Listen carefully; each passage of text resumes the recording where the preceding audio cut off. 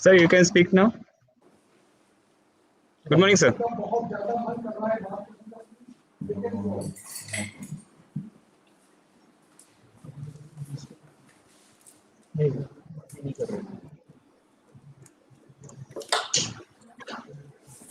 Hello, sir. Am I audible?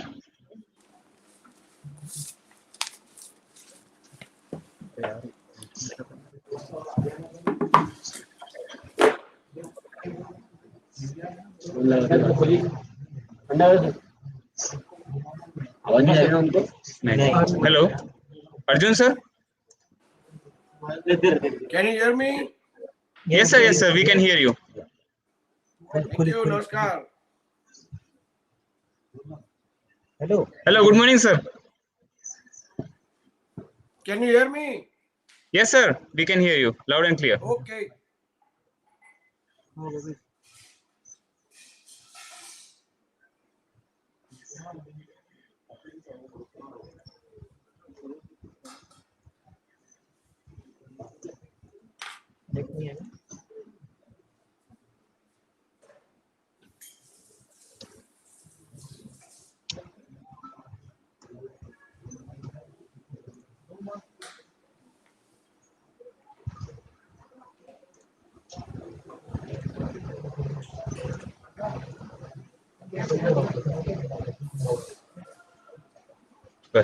Comedy no kurota.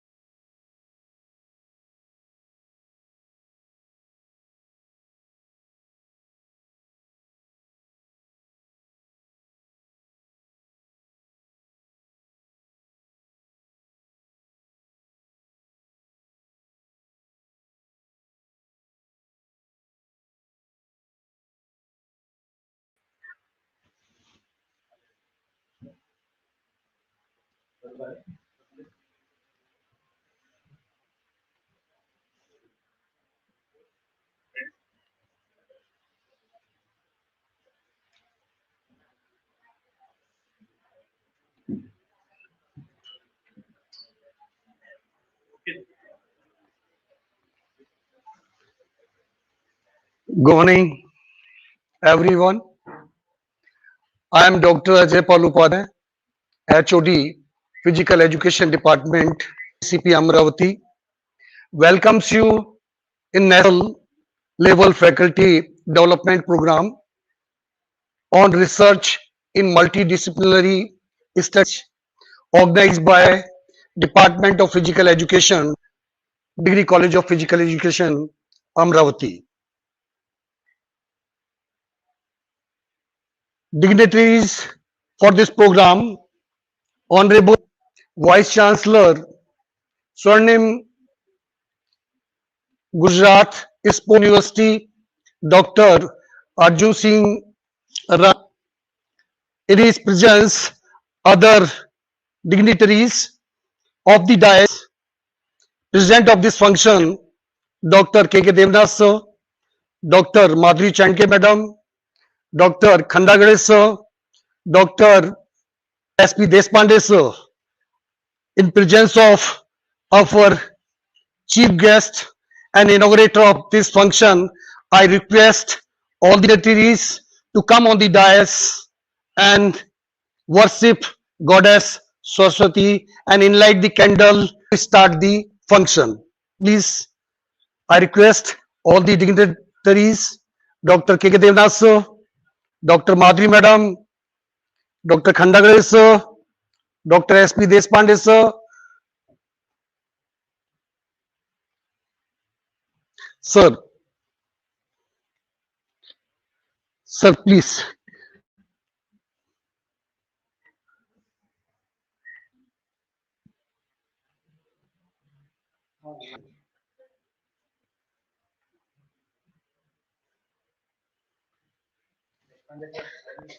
नहीं sir.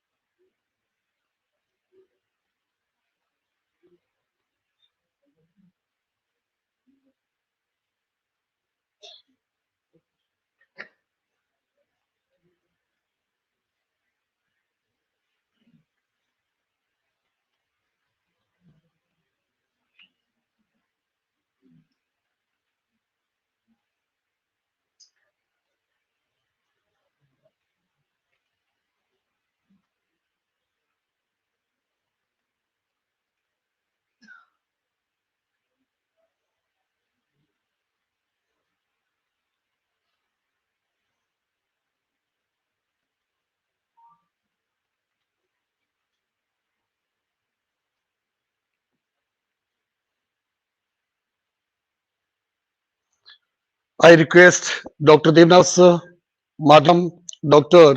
L.M. Khandagade sir to occupy their chair.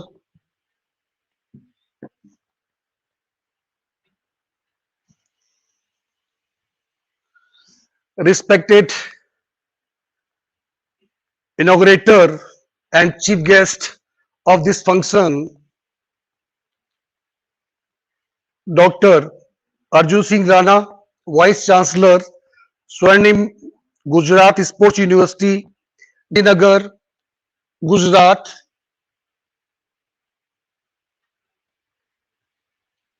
मैं उनका यहाँ पर on behalf of HPM, Degree College of Physical Education, and behalf of organizing committee and my personal behalf, welcomes you, sir, for being a part of our this program. मैं आपका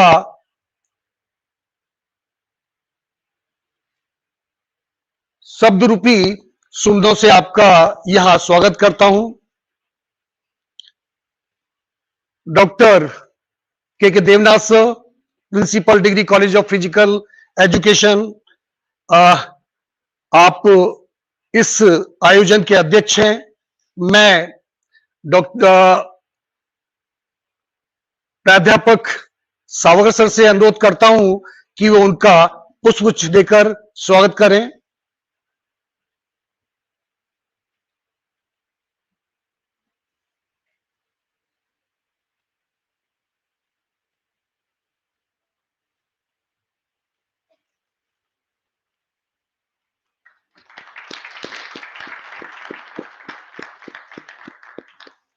thank you Savkar sir.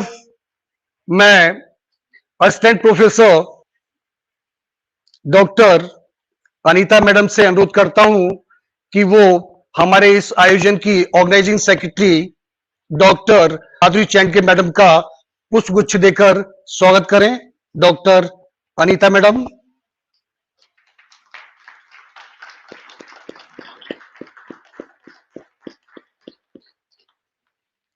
Convener of this programme doctor Khandagade sir, मैं Mandal sir से अनुरोध करता हूं कि उनका पुष्पगुच्छ देकर स्वागत करें।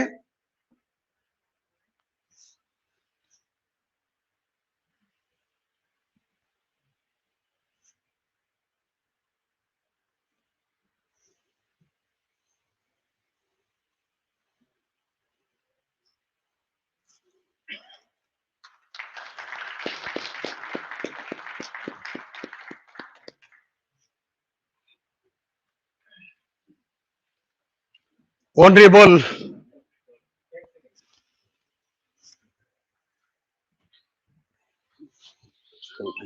हमारे मल्टीडिसिप्लिनरी स्टडीज का जो प्रोग्राम के जो कोऑर्डिनेटर है doctor Ajaypal Upadhyay physical education department, इनका स्वागत करने के मैं श्री जय काळे सर इनको विनंती करता हूँ कि सर का पुष्पगुच्छ देकर स्वागत करें।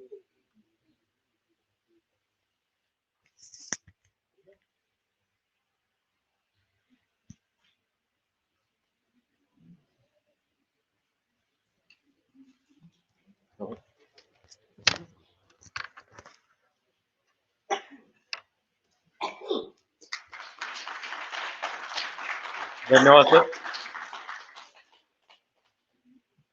Thank you, Khandagade sir. Honorable Chief Guest and inaugurator of this function, Dr. Arjun Singh Rana, Vice Chancellor, Swarnim Gujarat Sports University, Gandhinagar, Gujarat. President of this function, Dr. K. K. Devnath, Principal, Degree College of Physical Education. Organizing Secretary of this function, Dr. Madhuri Chenke Madam. Convener of program, Dr. L.M. Khandagade sir. Other research scholars, participants and dear students. मैं इस आयोजन में आप सभी का पुनः बहुत स्वागत करता हूं। Now I request organizing secretary of this program to give introductory speech, Dr. Madhuri Chenke Madam.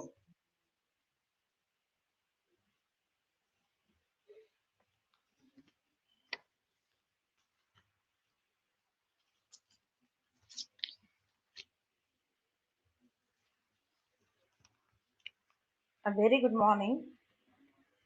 First of all, I bow to goddesses of knowledge, Devi Saraswati, and honorable founder, member of Sri Hanuman Vyad Sarak Mandal, late Sri Ambadas Panta and Ananta Krishna Vaidya. The profound motivation of Mandal, Padma Shri Prabhakar Rauji Vaidya.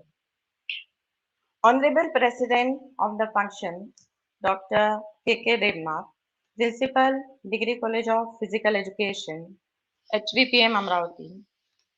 We are highly obliged to have Honorable Dr. Arjun Rana ji, Vice Chancellor, Swarnim Gujarat Sports University, Gandhinagar.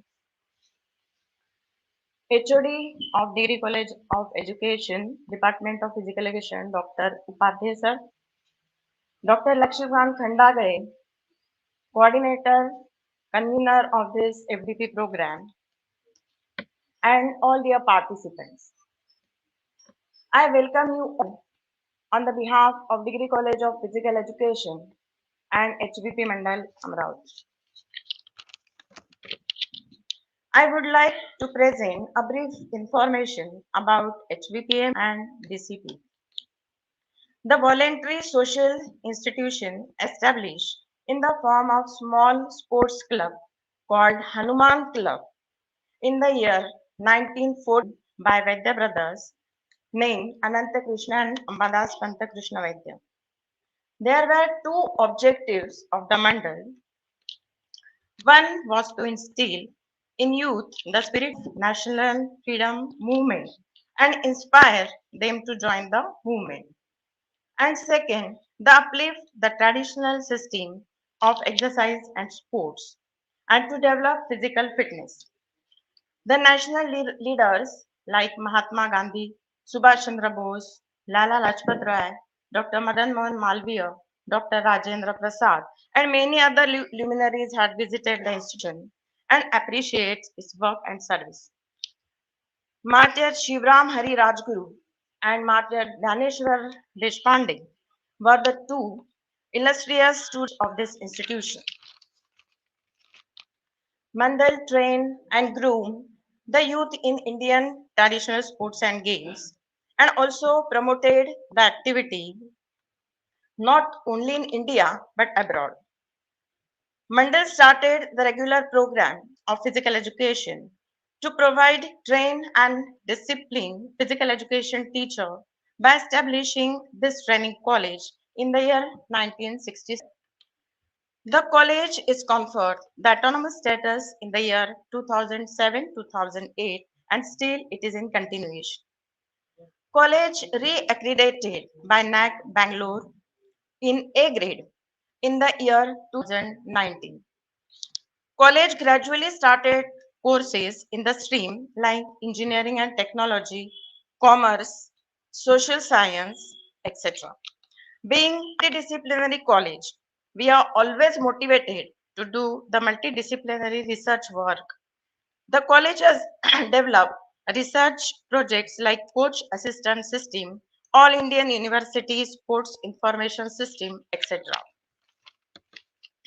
The faculty development program facilitate upgradation of knowledge, skill, and intends to provide opportunities for induction training to faculties, research scholars, and students.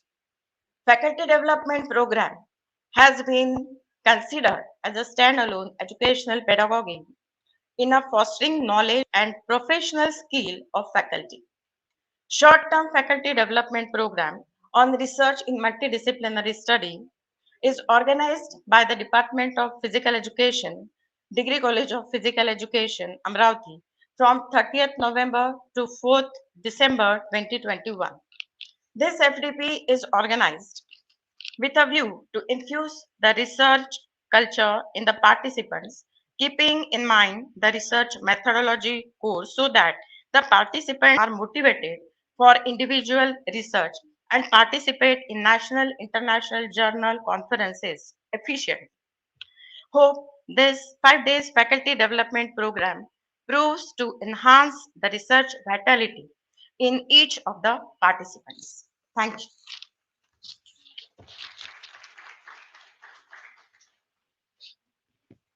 Thank you, madam.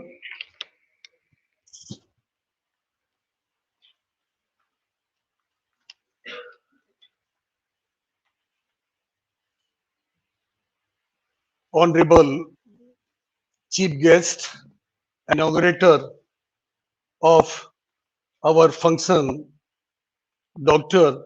Arjun Singh Rana, Vice Chancellor, Swarnim Gujarat Sports University, Gandhinagar. It's my proud privilege to give his brief introduction.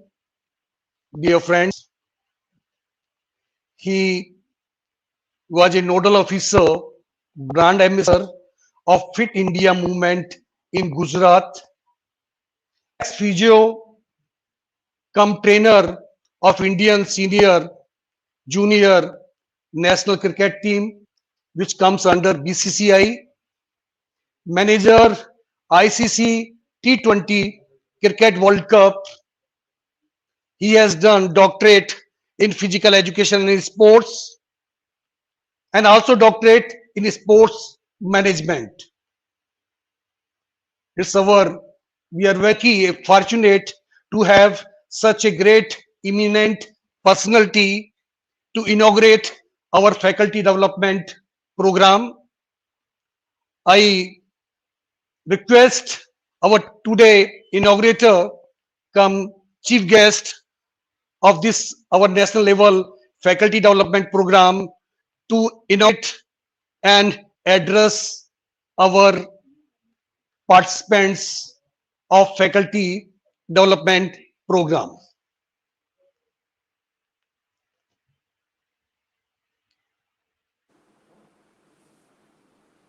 नमस्कार, प्रणाम, वंदनम। सबसे पहले HUPM की इस पवित्र भूमि को मैं नतमस्तक वंदन करता हूँ। हमारे परम आदरणीय पद्मश्री प्रभाकर वैद जी, आदरणीय डॉक्टर देशपांडे जी, आदरणीय माधुरी मैडम जी, आदरणीय डॉक्टर के देवनाथ सर, मेरे आदरणीय गुरुजी डॉक्टर अनिल करवंदे सर, सभी माननीय एक्सपर्ट्स, स्पीकर्स, HUPM के सभी माननीय शिक्षकगण, मेरे गुरुजी, सभी माननीय एडमिनिस्ट्रेटिव टीम, सभी माननीय बंधु भगिनी और प्यारे छात्रों को doctor Arjun Singh Rana, vice chancellor, Swarnim Gujarat sports university, nodal officer and brand ambassador fit India movement, आपको नतमस्तक वंदन करता हूँ। मैं गर्व के साथ कह सकता हूँ कि मैं HUPM का छात्र हूँ और छात्र हमेशा रहूंगा। परम श्रद्धेय प्रभाकर जी ने हमें आगे बढ़ो, सबसे आगे बढ़ो का संकल्प का नारा दिया है और उसी नारे को आगे बढ़ाते हुए हम अपने अपने राज्यों में, अपने अपने जिलों में, अपने अपने डिस्ट्रिक्ट में ग्रास रूट लेवल से टॉप लेवल तक कार्यरत है। हमें अपने फील्ड में research, technology, methodology, scientific approach रखते हुए sports journalism, sports management, sports event management, physical education और भारतीय शिक्षा की जो ज्ञान प्रणाली है उसका इम्प्लीमेंटेशन नई शिक्षा नीति के तहत, according to the new education policy के तहत हमारे इंस्टीट्यूट में, कॉलेज में और यूनिवर्सिटीज में कराने का एक संकल्प आज लेना है, ताकि आने वाले एकेडमिक ईयर के अंदर हम न्यू एजुकेशन पॉलिसी को, फिजिकल एजुकेशन और स्पोर्ट्स के विषय को कैसे हम एकेडमिक सब्जेक्ट्स में इन्वॉल्व कर सके, क्योंकि मल्टी डिसिप्लिनरी का जो कंसेप्ट है उसी कंसेप्ट को हमें आगे बढ़ाना है। और मैं आज सभी फैकल्टीज डेवलपमेंट प्रोग्राम के अंदर पार्टिसिपेट को और सभी हमारे गुरुजन और एक्सपर्ट्स को भी एक विनती करता हूँ, एक अपील करता हूँ कि आज आप एक ऐसा रिपोर्ट बनाइए हमारा फैकल्टी डेवलपमेंट प्रोग्राम खत्म होने के बाद, ताकि हम राज्य सरकार और राज्य केंद्र सरकार तक पहुंचा सके कि जिसके अंदर फिजिकल एजुकेशन एंड स्पोर्ट्स को केजी से लेके पीजी तक हम एक कंपलसरी सब्जेक्ट के रूप में इंट्रोड्यूस करें, क्योंकि physical education is an integral part of education.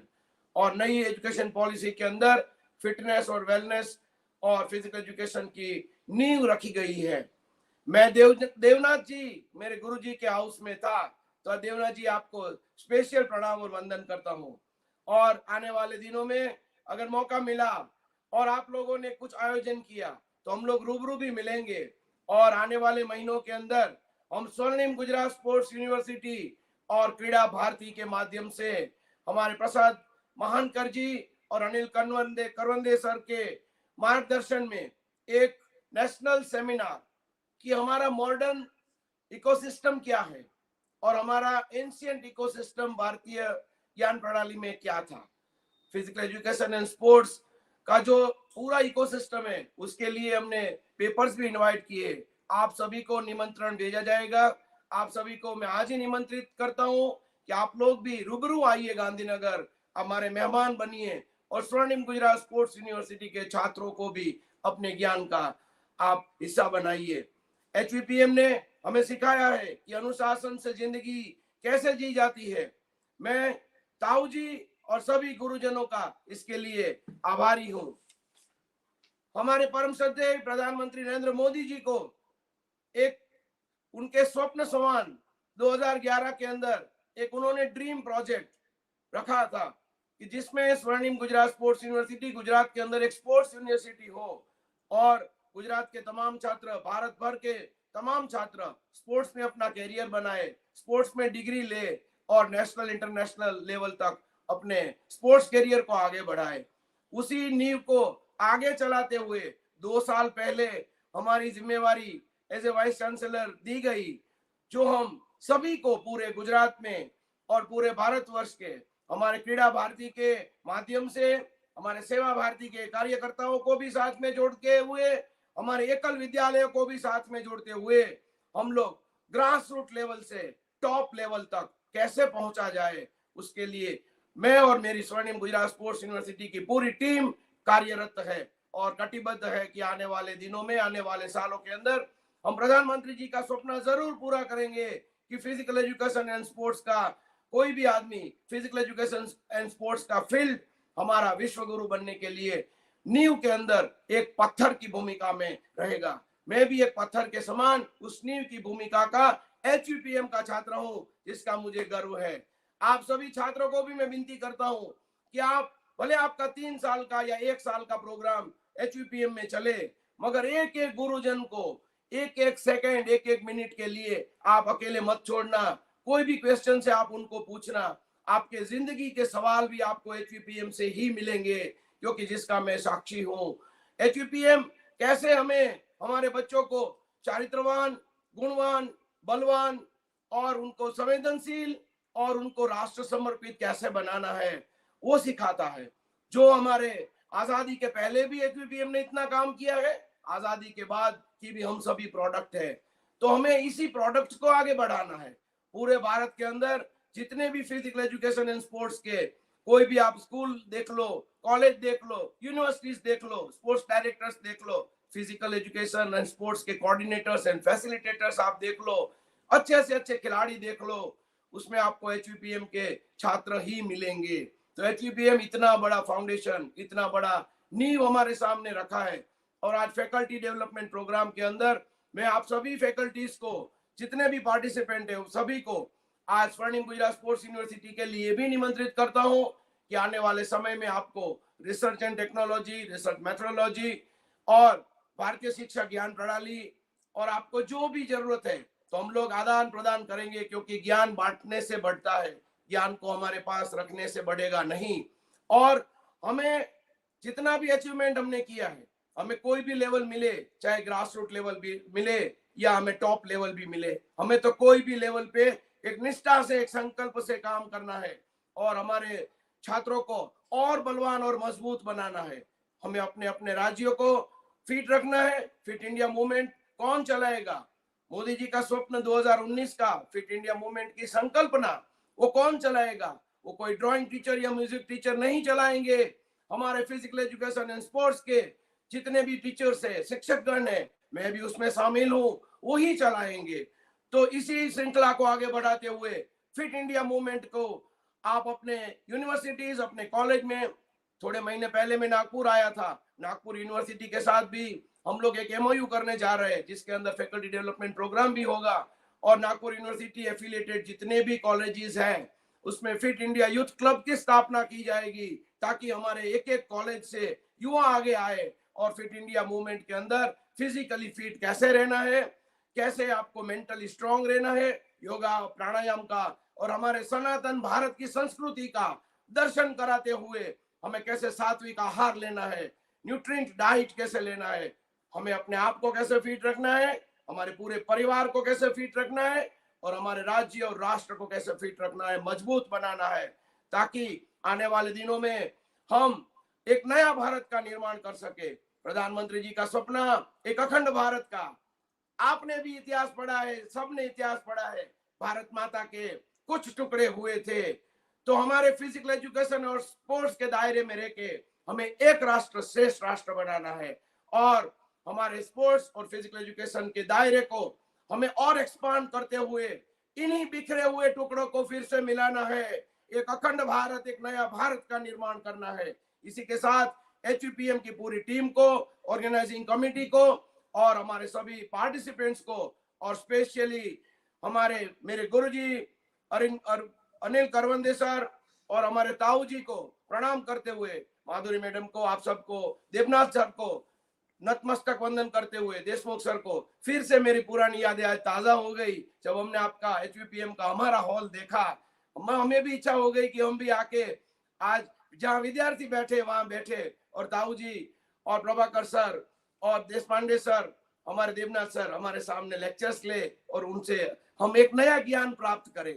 इसी में बात को खत्म करते हुए, सभी फैकल्टी डेवलपमेंट प्रोग्राम को आज खुला करते हुए, मैं सभी को बहुत बहुत शुभेच्छा, धन्यवाद देता हूं।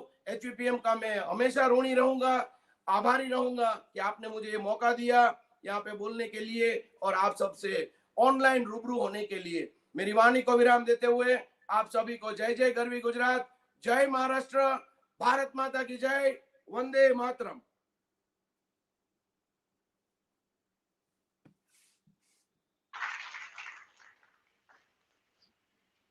सर आपका बहुत बहुत धन्यवाद।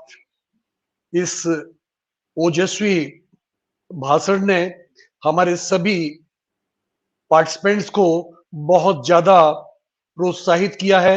एक व्यक्तित्व जो मेरे व्यवसाय से उठकर एक शिक्षा की सबसे ऊंची ऊंचाइयों पर बैठकर जब इस प्रकार के शब्दों को बोलता है तो वास्तव में हमें बड़ा गर्व होता है। आपको पुनः बहुत बहुत धन्यवाद। अभी मैं आज के हमारे president of this function doctor K Devnath sir, you all may be knowing Dr. K Devnath sir, very energetic, dynamic personality of our college, our principal.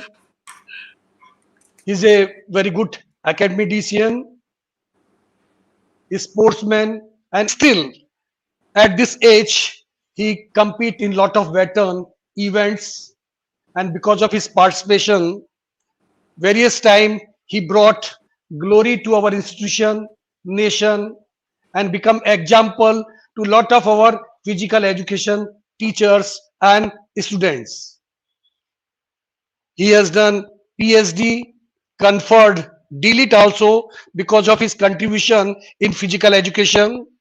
He project lot of scientific paper in India, even got invitation to go abroad and present the scientific paper. Fortunately, he's a president of our this function. I request Dr. K Devnath sir to give presidential speech. Dr. K Devnath sir.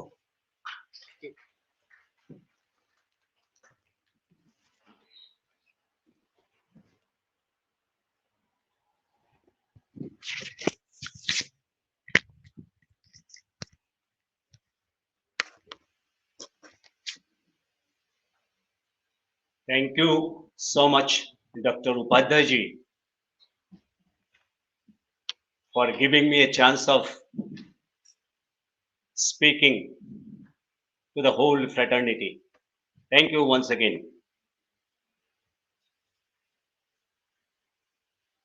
Very, very pleasant morning, everyone. आप सभी का हार्दिक स्वागत है। Honourable Padmashri Prabhakar Rao ji वैद्य साहब, General Secretary of this mother institution, His Excellency Honorable Vice Chancellor, Surname Gujarat Sports University, Gujarat, and all other honorable members and the entire fraternity. I, on behalf of the Degree College of Physical Education, Multi-Faculty Autonomous College of Sri Hanuman Vyam Prasarak Mandal, Amravati, and on my personal behalf, I take this privilege once again to most sincerely welcome all of you at this juncture. Friends, the enshrined speech of the Honorable Speaker, which is going to take place, following by rest of the speakers, I personally feel to express myself on this enlightened speech through his keynote address. The enshrined speech of the keynote address, he has given examples of the significance of faculty development program and how to stay on cutting edge to meet out the quality education and academic excellence for higher education institutions. Thank you so much, His Excellency, Vice Chancellor, Honorable Arjun Singh Ji Rana, who has been a part of this occasion, and Dexter's delegation of yours. Now, I request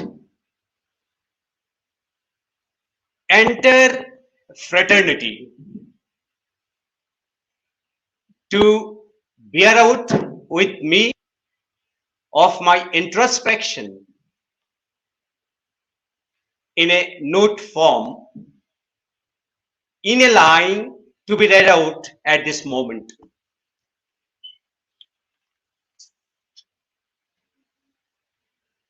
Our country has been putting a lot of efforts to improve the quality and relevance of our higher education system. Government is framing policies to make it more relevant to the global needs and to remove the inequalities in access to education amongst various social groups. The quality of higher education definitely depends a lot on the quality of its teachers. Teacher is still a major source of knowledge and development for the students. Thus, there is a greater emphasis on teachers at current times for the improvement of the quality of teaching and learning. Faculty development programs for teachers, which is seen as a method of train the trainer, holds utmost importance in the systems of higher education as well as for the prosperity of the individual institutes today. It is observed that the faculty ought to have a positive attitude towards attending and applying the skills to percolate down to the students and the institution. The enthusiasm and the emphasis on research as a skill by the faculty is deficient. The enthusiasm and the emphasis on research, innovation, and training as skill oriented and academic excellence by the faculty are at this moment a higher inclination towards the seeing effective teaching as the single most important skill for facet of teacher's role, like student mentoring, for instance, are not perceived to be as important. This depicts that the faculty may have a lopsided view of what they are expected to do as a part of their role. Need is being felt to better acquaint the teachers with all facets of their job. Based on my 36 years of services as a teacher in this institution, I bring about a few suggestive, or you may call it suggestions, recommendations, as I'm reading about it. Are informal exchanges with more experienced colleagues able to address the professional orientation needs of newly recruited faculty? In general, the role of formal mentoring programs have been noted to be important for familiarizing and integrating new staff members into an institution. One way carrying out for the newly appointed teaching staff members, the college could be to conduct an orientation program every year. This orientation program could be separately designed for full-time faculty members and part-time faculty members, keeping in mind their specific needs and goals.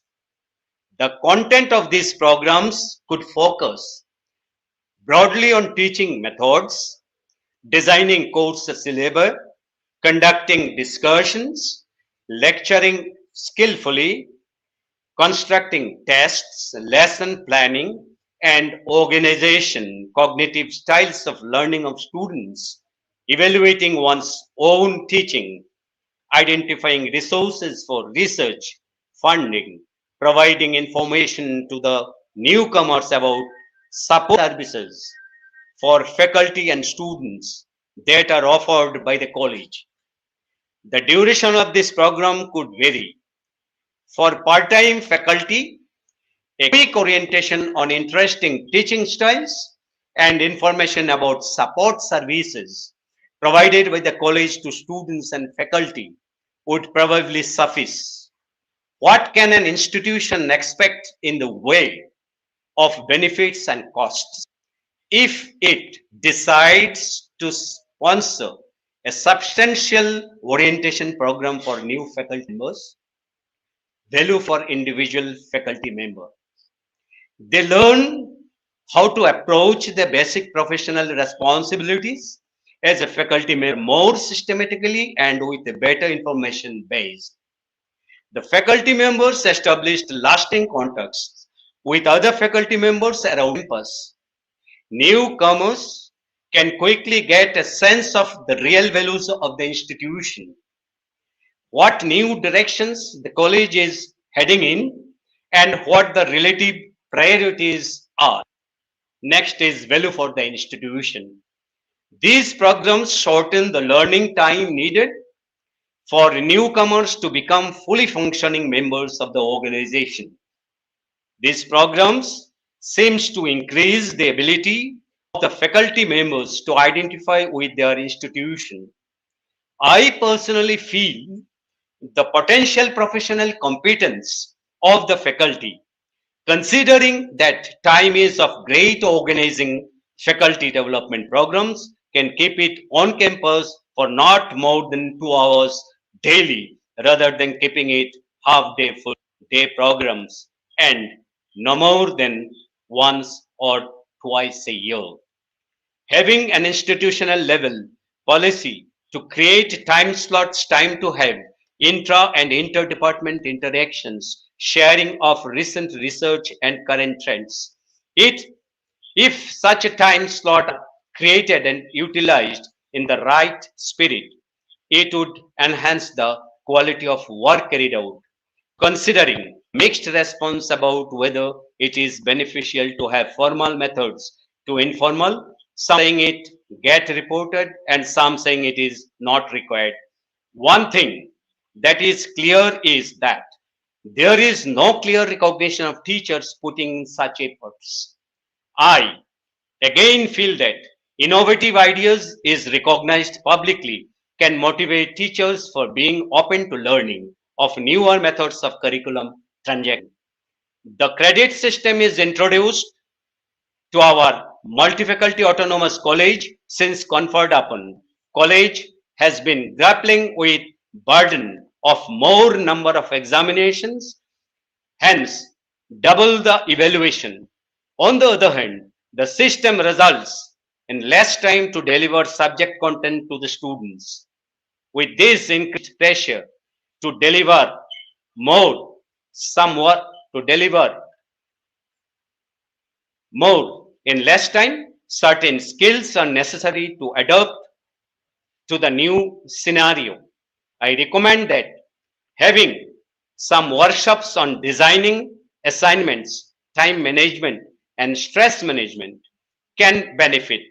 Also, if the university or the institution considered changing the workload pattern and the evaluation system by using online formats of conducting examinations, and if the college improves the infrastructure requirements for the same, time can be made available for teaching learning.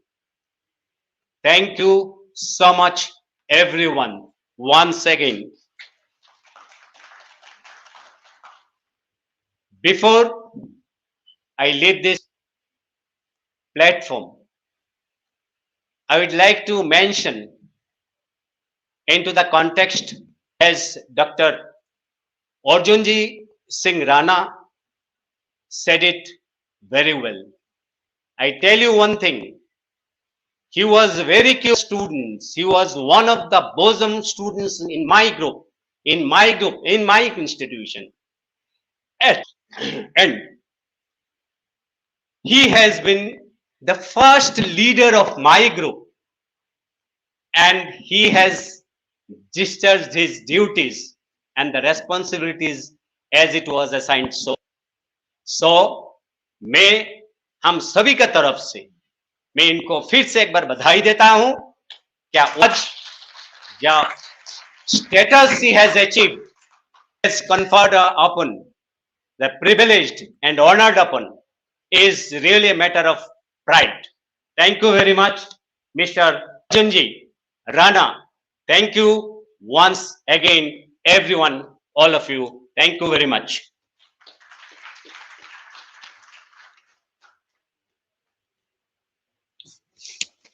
Thank you, Dr. Devnath sir. Recently,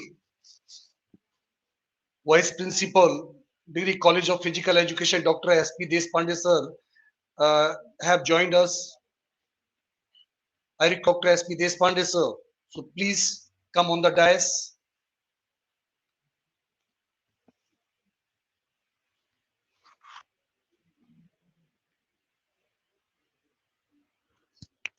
I request Dr.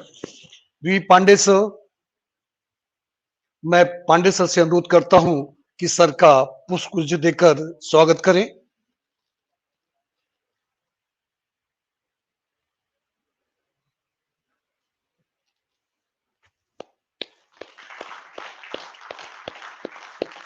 Thank you, Pandey sir.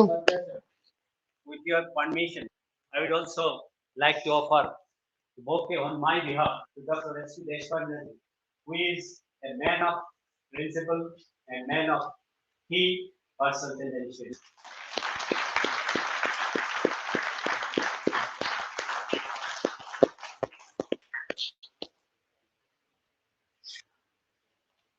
We all can find him in every success. This house sometimes we consider backbone of our backbone of our institution. Whenever it's a question of hard work or question of achieving something, we can find him always there. And really, it's our privilege that he's part of our such a great pioneering institution of physical education and multi faculty. Thank you, sir.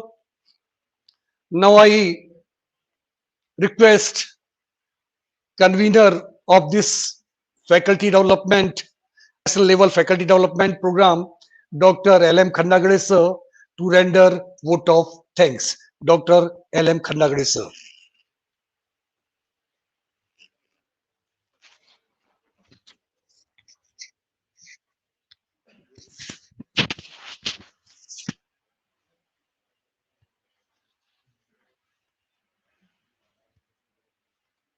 Thank you, sir.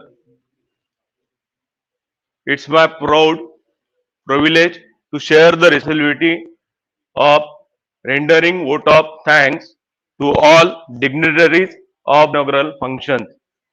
Honorable Padam Shri P. A. Vaidya, General Secretary, Shri Hanuman Vyam Prasarak Mandal Amravati, and respected Dr. S. S. Deshpande, Director of Shri HVP Mandals Amravati. Today, inaugurator Honorable Dr. Arjun Singh Rana, Vice Chancellor Swarnim Gujarat Sports University, Gandhinagar.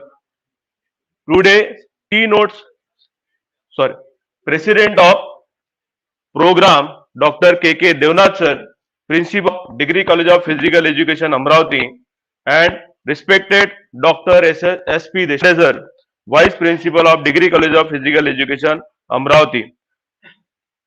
Organized Secretary, respected Dr. Madhurjay Chenke, Secretary of Sri HVP Mandals Amravati, Coordinator, respected Dr. Ajay Pal Upadhyay, Head of the Department, Physical Education, Degree College of Physical Education Amravati, our most valued invited guests, teaching staff and the research scholars. It's my privilege to have been asked to propose a vote of thanks on this occasion.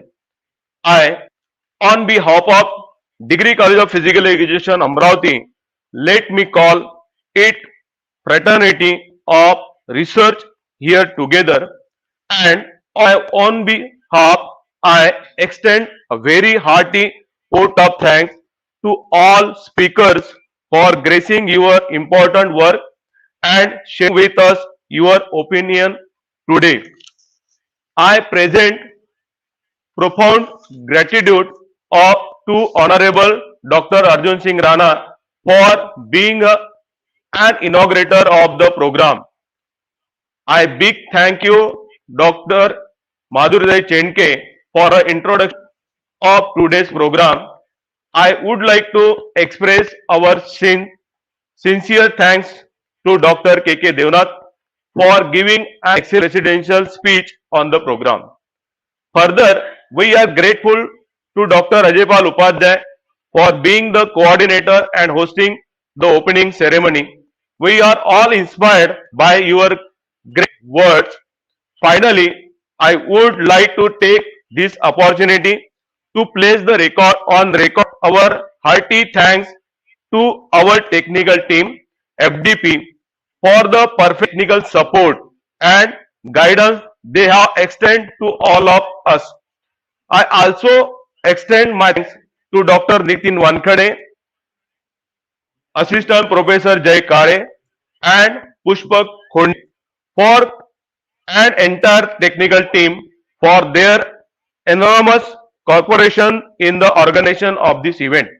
Well, an event like this cannot happen overnight. The wheels start rolling weeks ago. It requires planning and a bird's eye for details. We have been fortunate enough to back by a team of very motivated and dedicated colleagues of Sri Hanuman Vyam Prasarak Mandal Amravati, our mother institution, who know their job and are result oriented.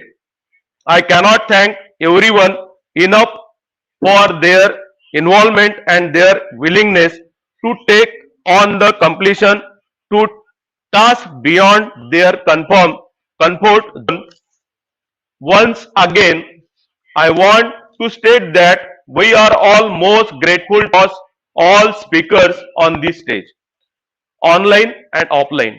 We thank you for being with us this morning. It's been a great pleasure. Last but not least, I want to express my gratitude towards all the participants in from of faculty members and research scholar of your kind presence and attention all the programs. I request all the participants to stay tuned online as our first session will start soon. Thank you very much. Have a great day ahead. Thank you much. Thank you.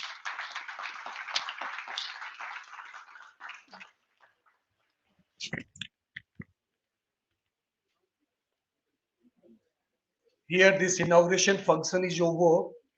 This will be followed by keynote address. So there will be interval of 5 minutes. I feel, if some of the want to go and come back, they can join us. There is an interval of 5 or maximum 10 minutes.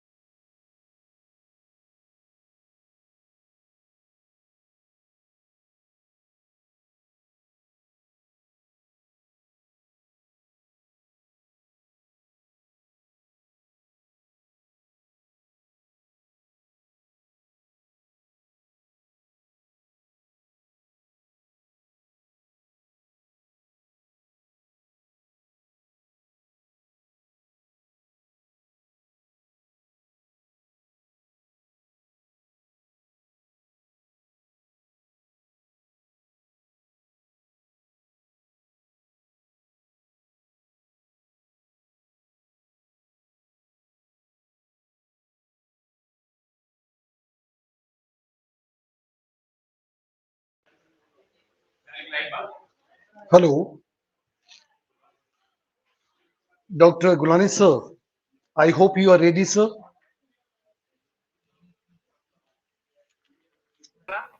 Hello, sir. Are you ready? Yes, sir. Yes, sir. Very good morning. Good morning, sir. Good morning. Should I start, Am I sir? audible, sir? Yes, sir. Yes, sir. Yes. 1 minute. 1 minute. In second phase of our national level faculty development program, we got our keynote speaker, Dr. Gajanan Gulane sir,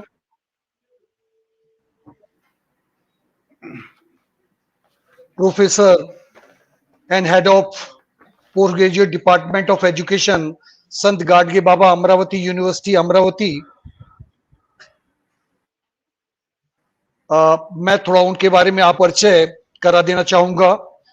he is MSc, MEd, PhD, DIT and director doctor Shrikant Jichkar memorial research centre, Sant Gadge Baba, Amravati university. He is also chairman, Board of Studies in Education, Sant Gadge Baba, Amravati University, member of Management Council, Sant Gadge Baba, Amravati University, and in charge member, University Employment and Self-Employment Information and Guidance Bureau, Sant Gadge Baba, Amravati University, and is also part of lot of social organizations. Fortunately, today he is our keynote speaker. College of Physical Education Organizing Committee, and my personal behalf, I welcome Dr. Gajanan Gulane sir in this program and request him to render his keynote address to our participants.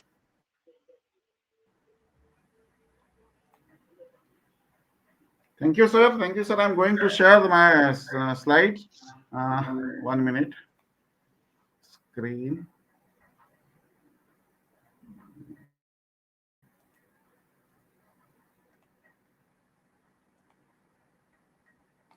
Am I audible? Can you see my slides? Sir, please share the screen once more.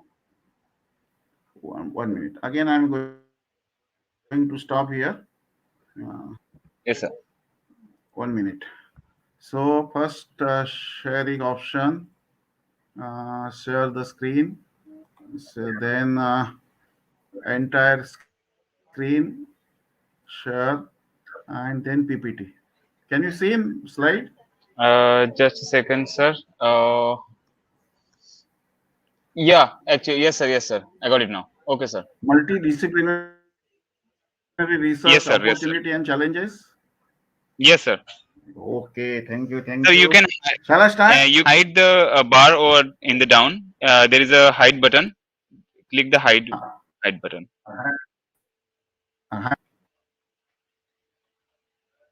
All right. All right, sir. All right, sir. Okay, you can start, sir, now. So good morning, one and all. Honorable Padma Sri Vaidya sir, General Secretary HUPM, respected Dr.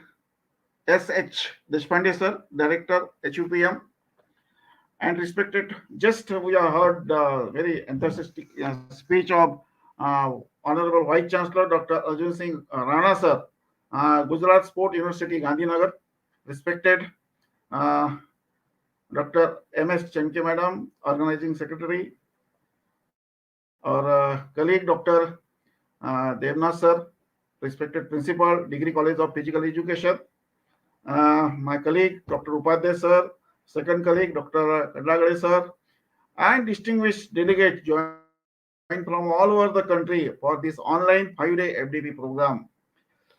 Dear friends, first I would like to say thank you very much to the organizing team member, particularly Khandagale sir and Upadhyay sir, for inviting me to share my views on multidisciplinary research, challenges and opportunity. Because this I have chosen this topic because the theme of this FDP is research in multidisciplinary studies. That's why I'm made some slides related to the multidisciplinary research and what are the challenges and what will be the opportunities, particularly in this multidisciplinary. So in this session, I have given 1 hour. So during this hour, we shall discuss, because we are all teacher, we are all researcher, teacher then researcher. So we shall discuss, though we know what is research. So in brief, what is the research? What is the present scenario? Then we shall move to the different disciplinary approaches: intradisciplinary, multidisciplinary, cross-disciplinary, transdisciplinary, interdisciplinary. Out of these 5 disciplinary, our focus will be the multidisciplinary approach or multidisciplinary research. Then what is the need and significance of multidisciplinary? Why this organizing team member decided multidisciplinary studies? Why not interdisciplinary? Why not intradisciplinary? Why not cross-disciplinary? And what are the challenges and opportunity of multidisciplinary research? And one important that point we shall cover, I will cover funding agency. What are the funding agency? Research is not limited to for the degree, sake of degree, getting the MA, PhD degree or MPhD degree. That is the part. This is the routine part. But after this research will start. So there are some funding agencies. You can apply for this to the funding agencies and will get the financial support and will get the highlights, and your findings will reach to the direct government. So there are funding agencies, ICSR, UGC, UNICEF. So many agencies are there, that also we shall discuss. Friends, first point is, what is research? I know that research is one of the sources. There are different n number of sources of getting the knowledge, because what in all the purpose of this research to explore the knowledge. So there are different ways, different sources of knowledge. One of the knowledge is traditional way. By traditional way we are learning, we are getting knowledge. By a scientific way we are getting knowledge. By inductive method we are getting knowledge. By deductive method we are getting knowledge. By inductive deductive combined method we are getting knowledge. By scientific methods we are getting the knowledge. And last source of knowledge, apart from internet and books and this such type of conference, apart from this one, there is one of the important source is research. So I will say that a good teacher may not be a good researcher. सभी teacher रहते हैं, लेकिन वो सब teacher good teacher researcher नहीं हो सकते. लेकिन यदि एक टीचर रिसर्चर है, I tell you he is always a good teacher. देखो मेरे सामने जो बैठे हैं यंग फैकल्टी मेंबर है, एफडीपी बोले तो फैकल्टी डेवलपमेंट प्रोग्राम है, इसका बेनिफिट उनको आगे फ्यूचर में होगा, कैश में होगा, करियर एडवांसमेंट डेवलपमेंट में होगा. और all over we are all young. मैं खुद को भी यंग बोलता हूँ. मैं तो बोलता वैद्य साहब भी यंग है. यंग किससे होता है? यंग एज से नहीं होता है. ओल्ड मैन यंग होता है अपनी थिंकिंग लेवल. अपनी थिंकिंग लेवल अपन we are researcher, we are doing the research, we are acquiring the knowledge, we are learner. Learning जब तक बंद नहीं होता तब तक अपन ओल्ड नहीं होते. We are young aspirant researcher. So तो टीचर के बारे में मैंने वो सेंटेंस आपके सामने रखा हूं. Good teacher may not be a good researcher, but a good researcher is always the good teacher. यदि आपने को गुड टीचर बनना है, बेस्ट टीचर बनना है, तो जो बेस्ट टीचर का अवार्ड दिया जाता ना, मैं तो बोलूंगा, मैं सजेस्ट करूंगा गवर्नमेंट ऑफ इंडिया को, राष्ट्रपति को, कि जो रिसर्चर है उसको पहले देना चाहिए. जो रिसर्चर है प्लस टीचर है. क्योंकि अब्दुल कलाम जी जब अमरावती में आए थे कुछ सालों के पहले, जब यूनिवर्सिटी में हमने उनका स्पीच रखा था, उन्होंने सबसे हमने क्वेश्चन पूछा था, who is the best teacher. उन्होंने आंसर दिया था, the teacher who is doing the research, he will be the best teacher. उसके ऊपर से मुझे ये फ्रेज याद आई, उसके सामने मैं आपका रखा. यदि अच्छा टीचर बनना है तो रिसर्चर बनो। रिसर्चर क्यों बनना है? Because research explore the knowledge. पुरानी चीज सब कचरा पड़ी है, कल का किताब आज काम का नहीं है। जो नोट्स पढ़ते थे, अभी ग्लोबलाइजेशन हो गया, सब ऑनलाइन है। ये सब मेरा प्रेजेंटेशन ऑनलाइन है, मेरे 47 वीडियोस अपलोडेड है स्वयं और मुख के ऊपर, और वो पुराने हो गए, मैं उसको देखता नहीं। आज का मेरा स्पीच होने के बाद ये भी पुराना हो जाएगा। Every day we are getting the new. New means मैंने लिखा है, purpose of research is to find out the truth which is hidden and which has not been discovered yet. Every day we have to discover, we have to find where is the hidden knowledge, क्योंकि बहुत knowledge है और वो knowledge उसके ऊपर ही अपना development है। अपन Japan का नाम क्यों लेते हैं, अमेरिका का नाम क्यों लेते हैं? डेवलप कंट्री बोलते हैं, और अपने को खुद को अपन क्या बोलते हैं? We are developing country. तब तक डेवलपिंग रहेंगे अपन डेवलप नहीं हो सकते क्या? अपन जर्मन जैसा नहीं बना सकते, यूरोप खंड के जैसे नहीं, रशिया जैसा बन नहीं सकते क्या? बन सकते हैं, बट लेकिन अपनी मेंटेलिटी ऐसी हो गई कि अपन we are developing. I don't believe we are develop, we can do made in India. देखो अभी मोदी जी का जो सपना था वो उन्होंने चालू किया, बहुत से मोबाइल अब इंडिया में तैयार होने लगे। अपन made in China, made in Japan क्यों यूज करना है? Made in India. ये यदि अपन ने टारगेट रखा तो अपना रिसर्च कहाँ के कहाँ निकल जाएगा। So this is the research. Second, the another important, I would like to share one example with you, then we shall start the multidisciplinary interdisciplinary.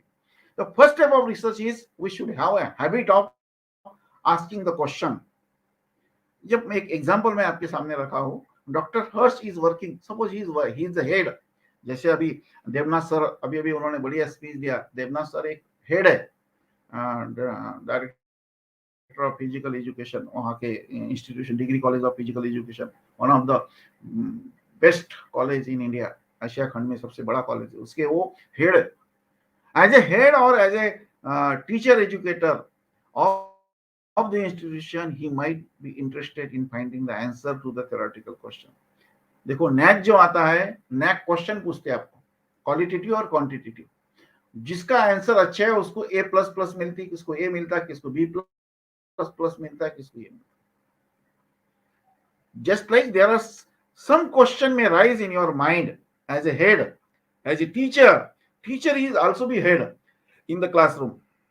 आपके फैमिली में आप हेड रहते हैं, मैडम भी हेड रहती है अपने घर में, she has to run the family, everyone is head. So as a head we must have different questions that should be raised in your mind. So I have given the example of Harsh. He is the working as a head of the institution, one of the institution. He may raise the question in his mind, what are the educational need of the, what are the need, educational need क्या है आज की, strength क्या है मेरे institution की, weakness क्या है, how can I improve the quality education for my students, what is the scenario, socio-economic background of my student, how can I inculcate the moral values, how can I maintain the good academic atmosphere, how can I make the good rapport with my students, how can I make the good sport person. अपने अमरावती का जो एचयूपीएम मंडल इतना बड़ा है, संजय तिरथकर जैसे बड़े बड़े लोग हैं, यहाँ के एमिनेंट पर्सन है, हमारे हरिओम सर है, इंटरनेशनल लेवल के ऊपर उनका योगा चलता है, फ्री ऑफ कॉस्ट योगा पढ़ाती है। वो हरिओम को नहीं जानते, वो कहाँ से है, एचयूपीएम से है, इसलिए उनको ज्यादा जानते हैं। ऐसे बड़े बड़े रथी, महारथी बोल सकता मैं, क्योंकि मैं एचयूपीएम मंडल से बहुत जुड़ा हूँ। हमारे जन के मैडम है, मैनेजमेंट काउंसिल मेंबर थे, तब उनके साथ मेरा बहुत सा हमारे इंटरेक्शन होता था। ऐसे बड़े बड़े लोग यहाँ हैं, तो ये अपने दिमाग में ये क्वेश्चन आना चाहिए, और इसके आंसर्स करने के लिए रिसर्च आपको हेल्प करता है। सो research is one of the way to help us the answers of such question objectively. Therefore research is more systematic activity. This is the definition. अब ये definition मैंने बना दिया। Research is the more systematic activity that is directed toward the discovery and development of an organized body of the knowledge. Knowledge, ये देखो corona आया गया, delta आया गया, अभी नया आ गया कल परसों, अभी नई सिचुएशन है, कल हमारे एकेडमिक काउंसिल हो गई, अब एग्जाम ऑनलाइन होंगे, बच्चों के लिए खुशी की न्यूज हो गई, लेकिन उनको पता नहीं कितना नुकसान होने वाला है। तो ये जो अब देखो नया जो वायरस आ गया है, उसको भी डिस्ट्रॉय करने के लिए पूरे रिसर्चर, पूरा वर्ल्ड के साइंटिस्ट उसके पीछे लग गए। हर दिन नई समस्या निर्माण होती है, तैयार होती है, उसको सॉल्व करना, that is the purpose of the research. इसलिए मैं बोलता हूं research is the continue and dynamic process. Research की किताब में जो पुराने जॉन बेस्ट की किताब में जो डेफिनेशन लिखी है वो आउटडेटेड हो गई, जो अभी अभी मैंने एक डेफिनेशन तैयार किया। So every day we have to do the solve the problem. Now what is research? In brief, I would like to say, everybody know, those who are newly joined but for this FDP program, they will get eminent persons are there. I have the list of the speaker. So many person will deliver, just like the Anil Karwande sir, Rajiv Chaudhary sir, Joshi sir. So many person, they will give the more knowledge than me. But in brief, I would like to say, what is research? Research is the process of searching unknown again and again. Search again and again, exploring the knowledge, identifying new knowledge, verifying old knowledge to discover the truth. Truth निकालना ये भी research है। To find, to search the fact, जो fact है उसको find करना, वो देखो वो researcher, she is finding the fact, she finding the solution of the problem by reading the books. Movement from unknown to known to unknown, जो चीज पता है वहां से जाके जो अननोन थिंग है उसको जानना। Collection, analysis, interpretation, verification, testing of hypothesis to answer the certain questions systematically and scientifically and philosophically. That is the research. Research किताब में एग्जाम में लिखने के लिए डेफिनेशन थी, वो रिसर्च नहीं है। Research is continuous and dynamic process. It's a systematic attempt to obtain the answer to meaningful question about the phenomena. Research is objectivity. इसमें देखो 4-5 पॉइंट अच्छा है। Objectivity, empirical, impartial and logical. 4 point important. Objectivity, subjectivity होना नहीं चाहिए।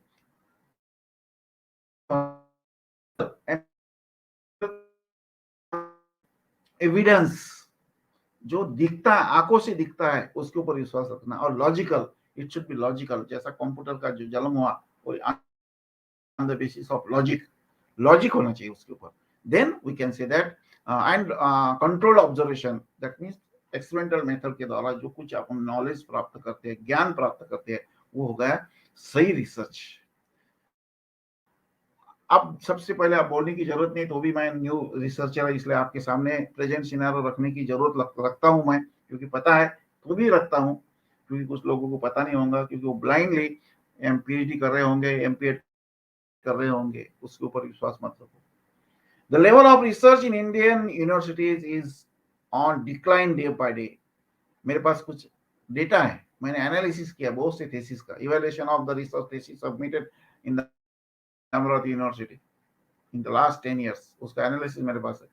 On that basis, I am telling that, and also I analyze most of the reports submitted to the Indian universities. Education research is often undertaken, मैंने अभी पहले ही बताया था, for the sake of degree, not with the goal to make significant discovery. Discovery के लिए अपन degree, अपने को degree चाहिए, क्योंकि पीएचडी होने के बाद आपको सीनेट मेंबर होते आता है, मैनेजमेंट में जाते आता है, आप प्रिंसिपल बन सकते हैं, एसोसिएट प्रोफेसर बन सकते हैं। अब 2023 के बाद यूनिवर्सिटी में यदि आपको सर्विस चाहिए तो पीएचडी चाहिए, इसीलिए पीएचडी करते हैं। ऐसा नहीं होना चाहिए। It should be goal to make the significant discovery. Many of the researcher get discourage by the formalities. बहुत से बेकार फॉर्मेलिटी लगा के रखा है आपने, इधर से लिखो उधर से लिखो, 2 साल वेट करो, और वो उसी फॉर्मेट 5 चैप्टर में ही होना चाहिए, फिर वो 2 एक्सपर्ट के पास जाएगा, फिर वो 3-6 महीने लेगा, फिर उसका जाने आने का खर्चा, फिर वो प्रेजेंटेशन, सब फॉर्मेलिटी है। और इतना बड़ा थीसिस होना चाहिए, सब गलत है। इट शुड बी छोटा सा सिग्निफिकेंट रिपोर्ट आना चाहिए। Disciplinary research approach is rarely followed. ये देखो लास्ट पॉइंट इज इंपॉर्टेंट। अभी मैं पॉइंट के ऊपर आ रहा हूं। Disciplinary approach, research approach should be followed but rarely followed. मैं ऐसा नहीं बोल रहा हूँ, मैं आप बोलते होंगे being the teacher faculty of the university, I should not say that ऐसा होता नहीं है, लेकिन कुछ हद तक ऐसा होता है। इसलिए अपने को जब तक अपनी गलती देखते नहीं तब तक अपन गलती सुधारने के लिए कोशिश नहीं करते। इसीलिए मैंने अपनी गलती, मेरी गलती मैंने आपके सामने रखा हूँ। As a teacher I am telling you. So what is disciplinary approach? किसको डिसिप्लिनरी अप्रोच बोला जाता है? क्योंकि ये बड़ा देश है, बड़ा व्यापक है, बहुत बहुत सब्जेक्ट है। 54 बोर्ड है यूनिवर्सिटी में, 54 सब्जेक्ट के चेयरमैन है। The word discipline means a field of study. क्योंकि हर फील्ड का, मैं स्पोर्ट का अध्ययन नहीं कर सकता हूँ, रिसर्च नहीं कर सकता हूँ। आप एजुकेशन में आके टीचिंग लर्निंग का ऊपर नहीं कर पाएंगे। मैं फिजिक्स में नहीं जा सकता, केमिस्ट्री में नहीं जा सकता, लॉ में नहीं जा सकता एक आदमी। So the word discipline means a field of study with well defined content. Defined definition है, फिजिकल एजुकेशन की डिफाइन है, एजुकेशन की डेफिनेशन दिया है, फिजिक्स की डिफाइन किया है। Techniques of its own together with a unique system of value, not punishment. There are different, जैसा डिसिप्लिन का मतलब क्या होता है, बहुत से लोग बोलते हैं उनके ऊपर डिसिप्लिनरी एक्शन होना चाहिए। वो डिसिप्लिन का मीनिंग यहाँ होता नहीं है। डिसिप्लिन बोले तो डिसिप्लिन बोले तो शिस्त नहीं होती, जो मराठी हिंदी में बोला जाता, पनिशमेंट या ऐसा नहीं होता है। Discipline is the branch. There are different disciplinary research approach, 5 approach है, शायद आपको पता होगा, जिनको पता नहीं होगा इसलिए मैंने ब्रीफ में मैं आपके सामने 5 अप्रोच रखता हूं। Then we shall discuss multi disciplinary research approach, then we shall discuss challenges, opportunities and some funding agencies.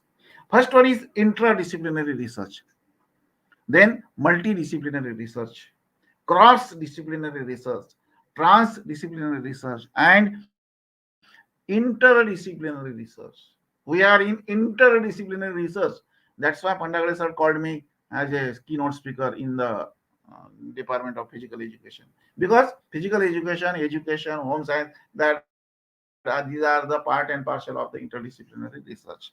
Previously, we had one faculty, education. Under education, there were 2 subjects, physical education and education. Now there are more than 8 subjects in the under the discipline interdisciplinary. That also we shall discuss. Let's see what do you mean by intradisciplinary. Intradisciplinary means single, जैसा physics, जैसा physical education जब आपके सामने रखा। Research work with in the single discipline. देखो मैंने ये एक डायग्राम बताया, आप देख रहे हैं। Am I audible sir? Khandagal sir, can you see my all the slides? Khandagal sir, I am audible? Yes sir, you are audible sir. हाँ, okay, please Yes sir. give me the reply. Okay So sir. interdisciplinary research, that is work within a single discipline. Okay, it aims at integrating the subject's knowledge and skills into coherent whole. एक point है, उसके ऊपर ही concentrate किया जाता है। जैसा education में जो रिसर्च होता है इंट्राडिसिप्लिनरी, जैसा एग्जांपल दिया मैंने, research problem related to single discipline education और फिजिकल एजुकेशन और सोशियोलॉजी। ये जो रिसर्च होता है ये सही है, गलत नहीं है, लेकिन इसमें क्या होता है, आपको एक्सप्लोजन नहीं मिलता है बाहर का। सो okay, that we shall see later on which one is better. But what is intra? Intra means researchers work within a single discipline. Okay, subject single. Multidisciplinary research, देखो अभी मल्टीडिसिप्लिनरी अपन जो अपनी थीम है उसके ऊपर आ रहा है। यहाँ देखो neurology, neuroscience, psychology and pedagogy, देखो तीनों सब्जेक्ट का कहाँ भी मिलाप नहीं होता है। मेडिकल ब्रांच अलग है, एजुकेशन अलग है, साइकोलॉजी अलग है, लेकिन ये तीनों लोग एक में आते हैं, एक जगह पे आते हैं। That means researcher from different discipline work together but with their own framing method वही फॉलो करते। फिजिकल एजुकेशन वाला अपनी मेथड से वही जानेगा, लेकिन काम करेगा न्यूरोसाइंस के साथ, न्यूरोसाइंस वाला वही काम करेगा, वो काम करेगा पेडागॉजी के साथ, एजुकेशन के साथ। So multi disciplinary research is the technique of research in which tools of different sciences and disciplines are utilized to find the solution.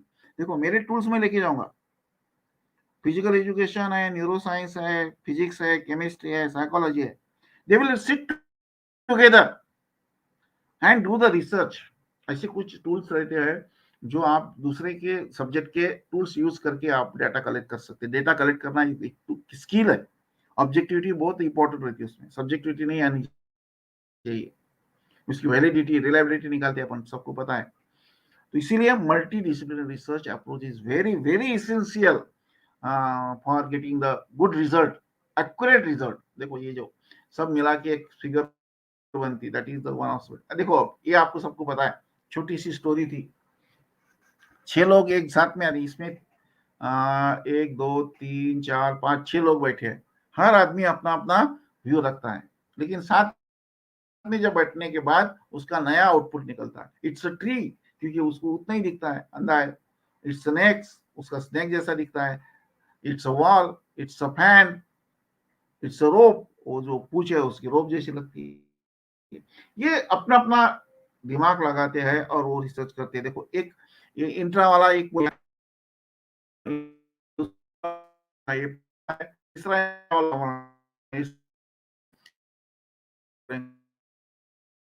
क्या होगा बता। एक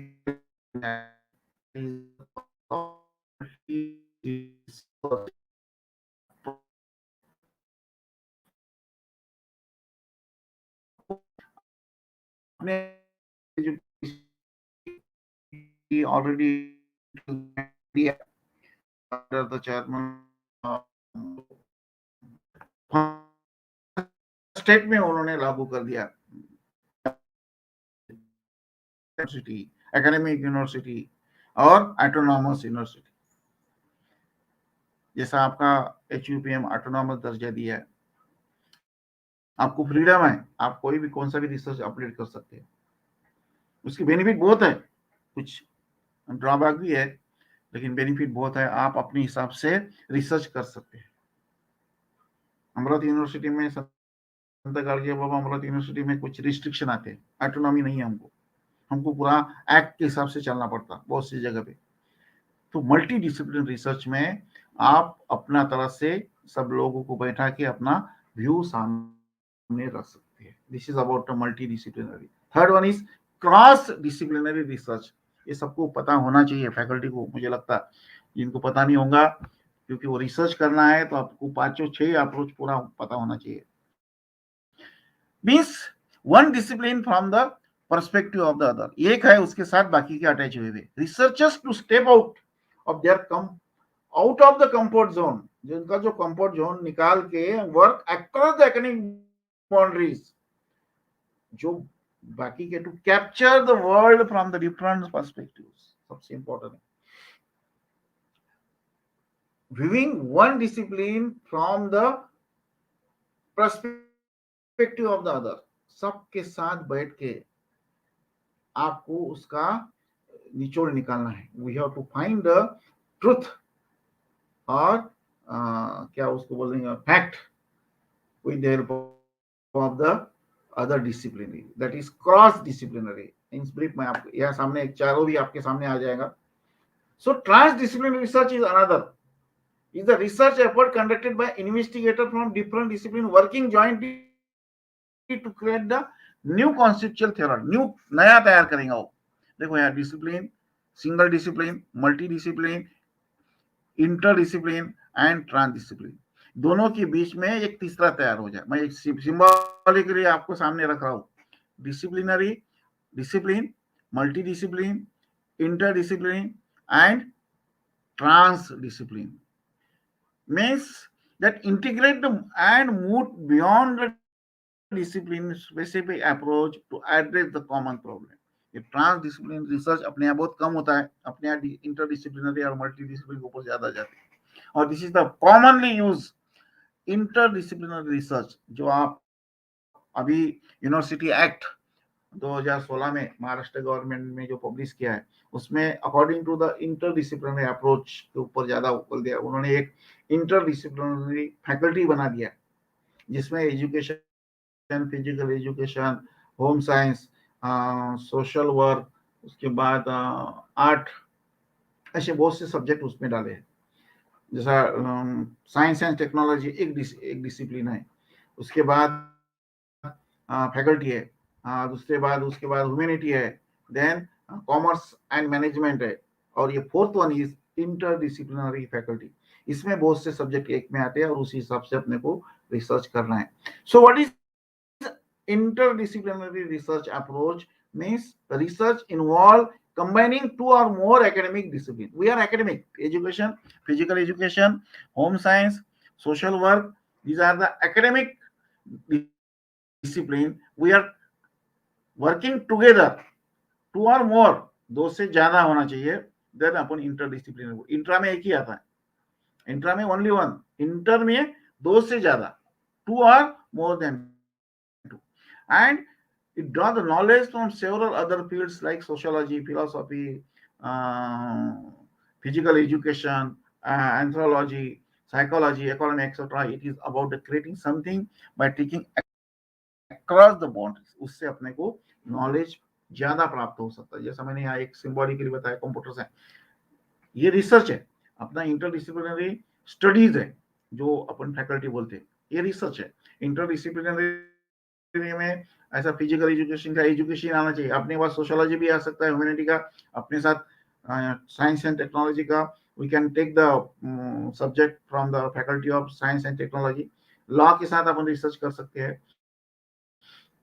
So combine together and we can find a new result, and that is the purpose of the interdisciplinary. So disciplinary at intra, again I am showing the symbolically, intra, multidisciplinary, cross-disciplinary, interdisciplinary and transdisciplinary, ये ऐसे 5 approaches है। ये पांचों approach आपके syllabus में MPEd में, शायद हमारे एमएड में है, एमपीएड में भी होंगे और बाकी के सब्जेक्ट में भी है। So we have to be very careful which type of research, which approach you have decided, or that you should know. We should know the philosophy of interdisciplinary, multidisciplinary, because there are different steps, techniques, principles, guidelines are there. We have to follow this guideline and then we do the, because ICSR, they believe on the interdisciplinary. They are giving more funding. If your research project, suppose you have submitted research proposal to ICSR for getting the fund, for finding, for getting apply for financial support, but your subject and your objectives is only binding or limited to the physical education or sociology single, then you will not be allotted this, you will not be granted that type of project.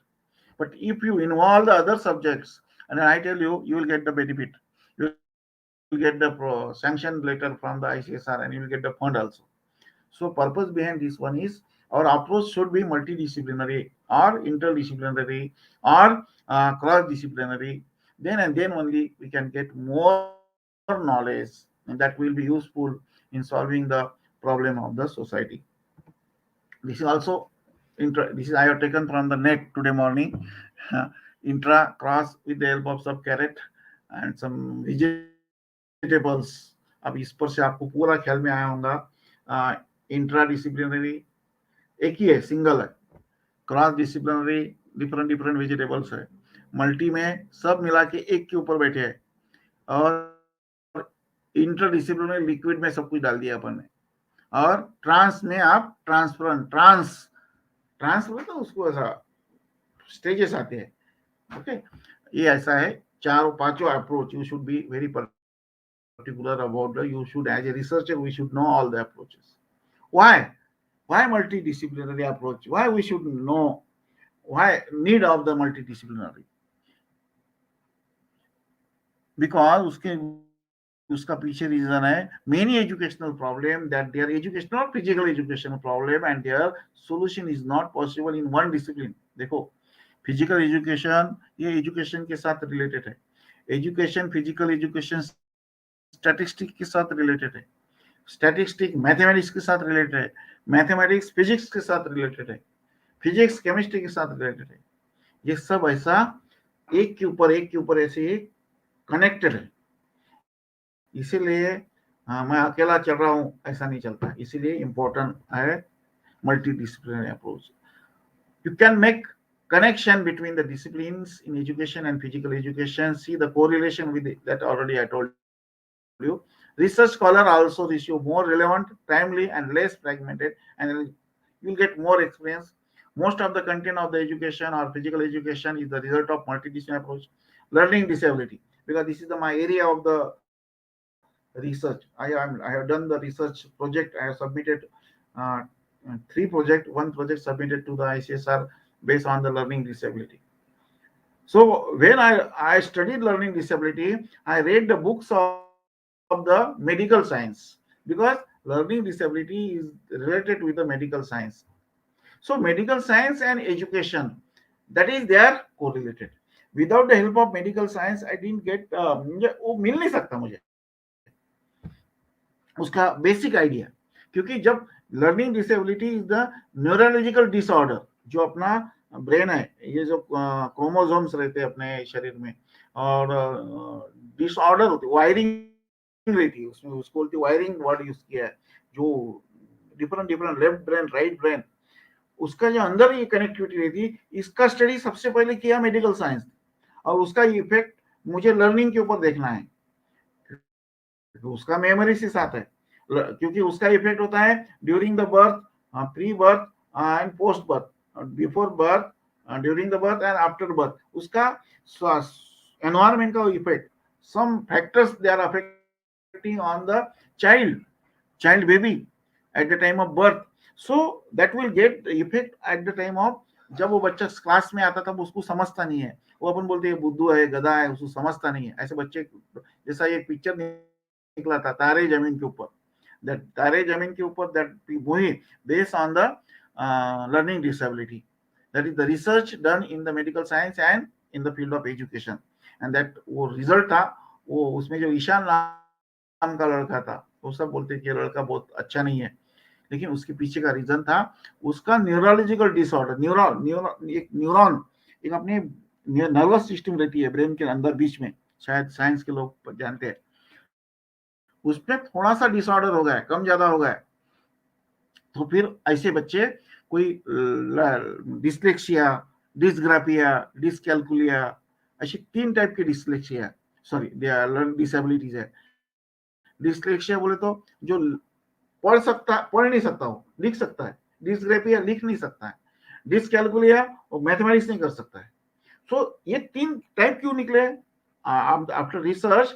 Because of their is a mismatching, जो wiring रहती है ना, जैसे अपने घर में neutral और pulse, यदि उन्होंने यहाँ तो लाइट ऑफ हो जाती है, वैसे ये वायरिंग है, लेफ्ट ब्रेन राइट ब्रेन, उसके अंदर ये वायरिंग कनेक्ट नहीं हो पाई, तो आपको बोलते ना किसी घर में, अरे ये लड़की है, पिताजी तो कुछ भी नहीं आता था, लेकिन ये लड़का कितना होशियार निकला, यहाँ बोलते अरे इसका बाप तो डॉक्टर है, इंजीनियर है बड़ा, लेकिन लड़का देखो कैसा है। वो लड़के का दोष रहता नहीं है, उस समय उसके जब उसका जन्म हुआ, at the time of birth, what the condition that will affect on the progress, academically progress of the child. So here research, that I have done the research in that field, particularly learning disability, that's why I'm telling you I took the help from the medical science. So that's why I tell you that is the need of the multidisciplinary research. Second, what are the significant importance, क्या क्यों important होना चाहिए multi, ये conference जो national level of conference FDP रखा है, what is the significance of this conference? So in multiple disciplinary research approach, several researchers study as a team. यहाँ team है, यहाँ ऐसा बोल नहीं सकता मैं फिजिकल का हूँ, मैं एजुकेशन का हूँ, मैं सोशियोलॉजी का हूँ। As a team we have to do. Objectivity is very important. Subjectivity जहां आती है वहां रिसर्च होता नहीं, गया। Knowledge and application of different discipline can lead a great creativity. Creativity कब आएंगे? जब 3 लोग एक में बैठेंगे। देखो कोई भी डिसीजन लेता है, अपना मंडल रहता है, मैनेजमेंट काउंसिल रहती है, जैसे यूनिवर्सिटी में मैनेजमेंट काउंसिल है, अपने ऑनरेबल पद्मश्री वैद्य साहब है, ये जनरल सेक्रेटरी, ये खुद डिसीजन लेते नहीं है, सबको के वो डिसीजन लेते हैं। जैन के मैडम उसमें बैठते हैं, देशपांडे सर बैठते हैं, देवनाथ सर बैठते हैं, बड़े बड़े सीनियर लोग बुलाते हैं, वहाँ बाहर के एक्सपर्ट बुलाते हैं। उस क्यों बुलाते हैं? उनका experience, they share their experience, और वहां का डेवलपमेंट होता है, विकास होता है। If you want development, we should invite the other person. That is known as multidisciplinary approach. Develop collaboration skills while working with the other who have different perspective. Creating the solution, ये सब challenging problem आते हैं, सब अपन जो कुछ problem आपने सामने आने वाले उसको we can easily solve the different types of problem if you sit together. That is the purpose. Multidisciplinary research study allow the research scholar to learn by making network between idea and concept. We can share the ideas, we can just share the skills also. Creativity आप share कर सकते हैं, काम कर सकते हैं, knowledge share करते हैं, बुक शेयर कर सकते हैं, और आपके एक्सपीरियंस शेयर कर सकते हैं, आपके फैसिलिटी शेयर कर सकते हैं. आई हैव फैसिलिटी, मेरे पास यूनिवर्सिटी बड़ा एक हॉल है, उसमें सब इंस्ट्रूमेंट रखे हैं. यदि मैं फिजिकल एजुकेशन के साथ मैं शेयर करने वाला तो वो मेरे आएंगे, मैं एजुकेशन फिजिकल एजुकेशन में जाऊंगा. Sharing of the infrastructure facilities, that also. And vocational institutions are the result of interdisciplinary as well as multidisciplinary research approach, because various jobs like mechanics, engineers, teachers, we can get the job. Research scholar begin the consolidate learning by synthesizing the ideas from many perspectives. ये सब मैंने आपके सामने रखा है. There are several errors, जो we have to reduce the error, minimize the error if we sit together. So these are the significance of the multidisciplinary research. Now, what are the challenges? मुझे सबसे पहले मेरा question मेरे सामने आ रहा हूँ. What are the challenges? ऐसा अपन देखो, मैं पिछले 10 साल से बोर्ड का चेयरमैन हूँ एजुकेशन फैकल्टी में, और एजुकेशन हर कमिटी में मैं रहता हूँ. अभी तो I got the opportunity to as a member of management council, academic council also. So I tried my level best. भैया इंटरडिसिप्लिनरी रिसर्च को ज्यादा में ज्यादा उसको अपन प्रेफरेंस देना चाहिए, उसके ऊपर ज्यादा चर्चा होना चाहिए. लेकिन कुछ difficulties, I am getting some difficulties, some strange, क्या बोलते हैं उसको, प्रॉब्लम या चैलेंजेस सामने आते हैं. वो चैलेंज आपके सामने मैं शेयर करना चाहता हूँ. सबसे बड़ा जो चैलेंज है वो है आपके सामने कोलैबोरेशन.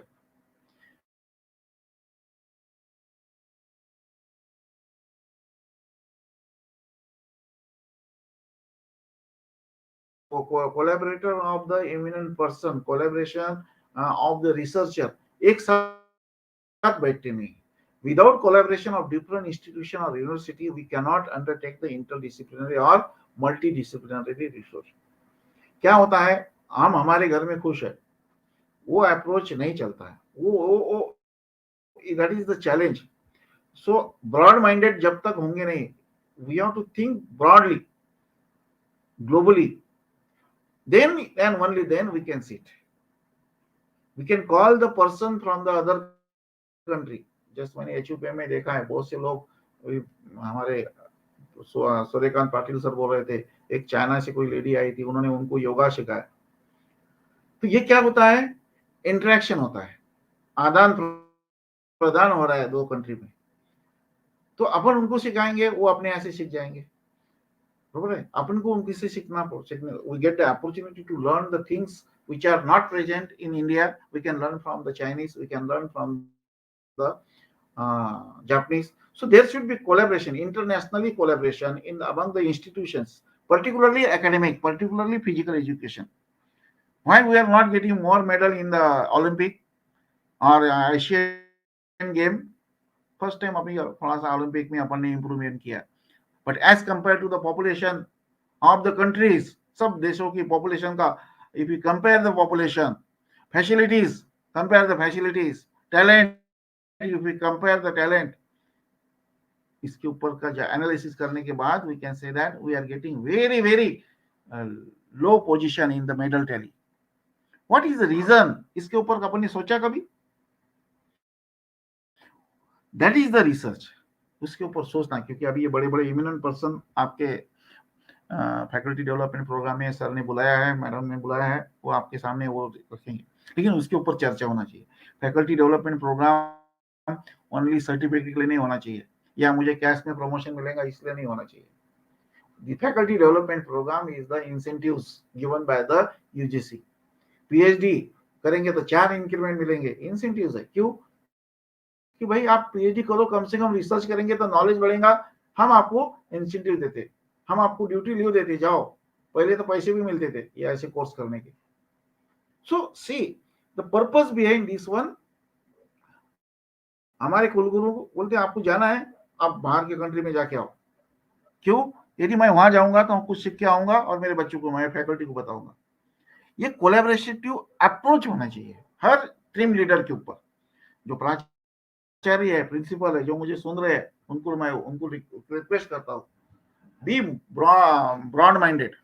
यदि आपने फैकल्टी कहाँ जाना चाहते हैं तो उनको डेपुट कीजिए, ताकि we can get opportunity to learn the new thing. So that is the collaborative approach. Second, academic structure.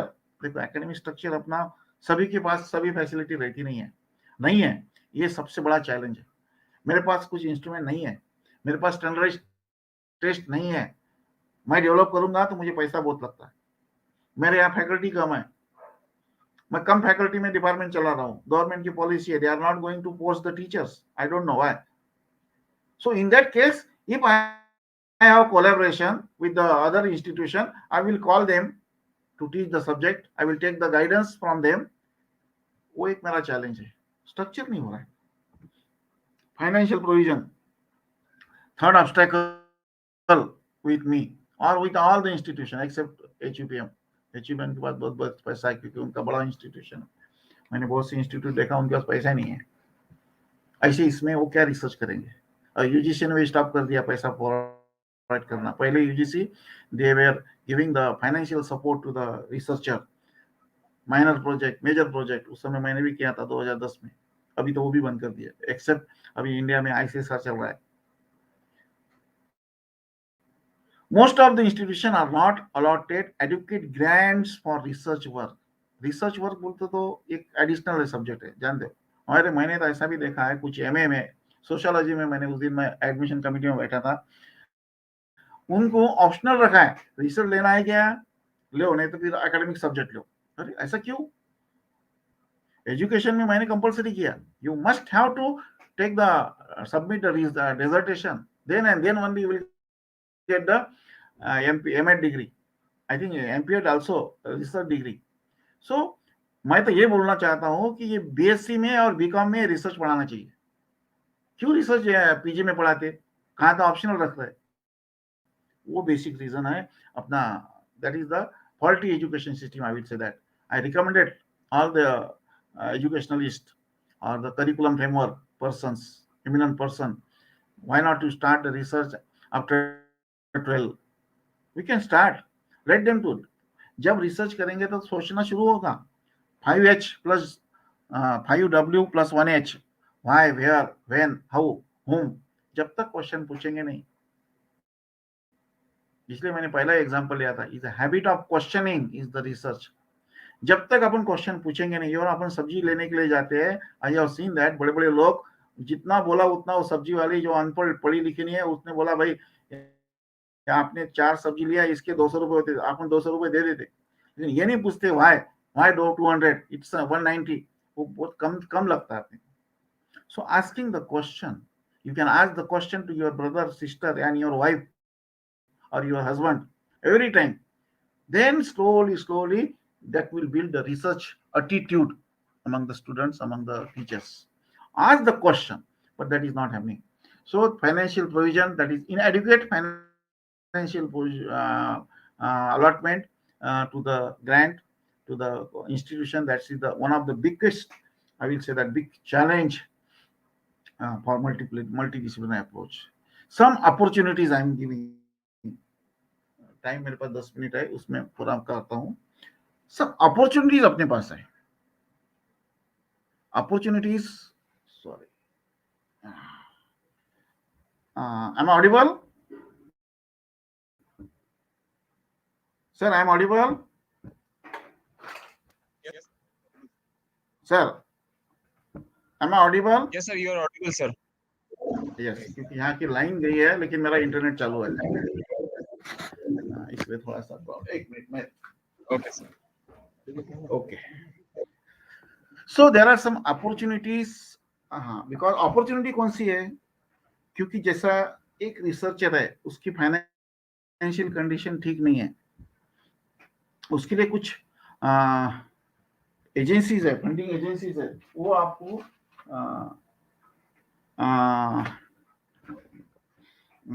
Financial provision कर सकते हैं। वैसे मैं आपके सामने वो कुछ granting for giving the grant, some how to write the proposal and where to submit the proposal, that I will give the some institutional name of the institution and some of name of the institution with the link also. So as you know that there are two types of research proposal, individual and institutional. Individual में दो type के रहते हैं, for degree and for grant. Okay, जब M Ed M Phil PhD ये हो गया आपका डिग्री। और कुछ माइनर और मेजर प्रोजेक्ट के लिए गवर्नमेंट पैसा देती है। जैसा मैंने अभी अभी जो ICSR से पैसा लिया, I have completed 3 project, one from UGC, one from ICCR, 2 from UGC. So I got 6 to 7 lakh for doing the research. So this is the grant personal, that is for minor and major purpose. And another grant we can get for institution. For HUVM, we can get the grant from UNICEF and ICSR also.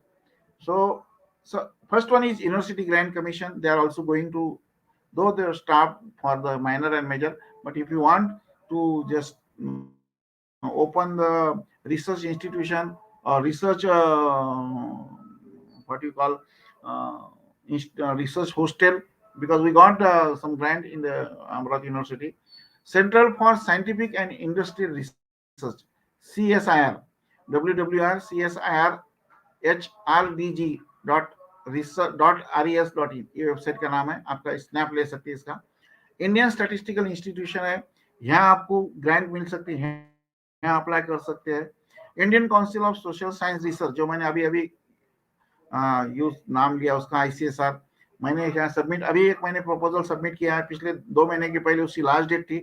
Minor और research 15 lakh रुपए मिलते थे आपको major के लिए, और minor के लिए 5 लाख रुपए का अनुदान आपको मिलता था। उसके लिए आप अप्लाई करो। National council for applied economic research, NCAER, ये एक इंस्टीट्यूशन है, यहाँ आपको पैसा मिल सकता है, क्योंकि पैसे के बिना आपको सपोर्ट, फाइनेंशियल सपोर्ट के बिना जो यंग जनरेशन है वो पूरा नहीं कर सकते। फ्रॉम दिस 1 2 3 4 5 वेबसाइट मैंने आपके सामने रखा है, इसको भी आप अप्लाई कर सकते हैं। इस वेबसाइट के ऊपर आप लॉग इन करो and you can click on the research, you will get the guideline of the how to submit the research proposal.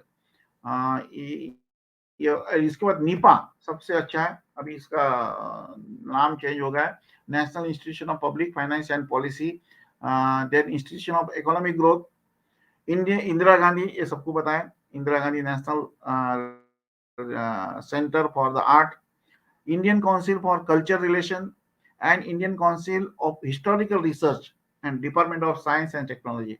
ये सब मैंने वेबसाइट आपके सामने रखा हूँ, यहाँ से अपने को फंडिंग आपको अप्लाई करना है। आपके पास ऑटोनॉमी है, आपके पास 12 FG है, तो कोई दिक्कत नहीं आएंगे। उसके बाद इंटरनेशनल फंडिंग एजेंसी IDR, ये जो प्रोजेक्ट है united nation development programme, university में हमने अप्लाई किया है, यूनाइटेड नेशंस डेवलपमेंट प्रोग्राम, यहाँ अप्लाई करो। यूनेस्को को united nation educational scientific and cultural organization है, वहां आप अप्लाई कर सकते हैं। International food policy research institution, यहाँ ये भी आप अप्लाई कर सकते हैं। उसके बाद ये कुछ यूनिवर्सिटी की मैं वेबसाइट दे रहा हूँ, यहाँ वेबसाइट के ऊपर यदि आप जाएंगे तो यहाँ आपको ये सर्च इंजन है ऊपर के, क्योंकि अपने को सर्च इंजन एक ही पता है गूगल, लेकिन ऐसा भी सर्च इंजन है, ये शायद बहुत से लोगों को पता है, होगा नहीं है, लाऊंगा पता नहीं है, mumma.com, इसके ऊपर सेकंड के ऊपर आप यदि इसके ऊपर आप जाएंगे तो यहाँ आपको और अच्छी चीज मिल सकती है। yahoo.com पता ही है आपको। और ये वेबसाइट मैंने दिया है जर्नल के लिए, directory of open access journal, यहाँ आप विजिट करो। इन्फो लाइब्रेरियन, ये सबको पता है। संतकाल के बाबा अमरावती यूनिवर्सिटी के ऊपर हमने एक ऑनलाइन पूरे थीसिस, जितने थीसिस हो गए, जितने जर्नल्स है, सब हमने ई कंटेंट बना के यूनिवर्सिटी की वेबसाइट के ऊपर डाला है। तो वहां आप जाके उसको लॉग इन कर सकते हैं, वहां एक आपको अच्छा सोर्स मिल सकता है. So I'm going to conclude because already time is coming to close. So important, मेरा सबसे important यहाँ ये है, ये जो सब कुछ जो मैंने अभी तक बताया, again I am going to back. मेरा पर्पज जो था, क्योंकि मुझे जो सर ने जो टाइम दिया उसमें मैंने बैठाने की कोशिश किया. सो हियर अपना जो अप्रोच है, it should be multi disciplinary.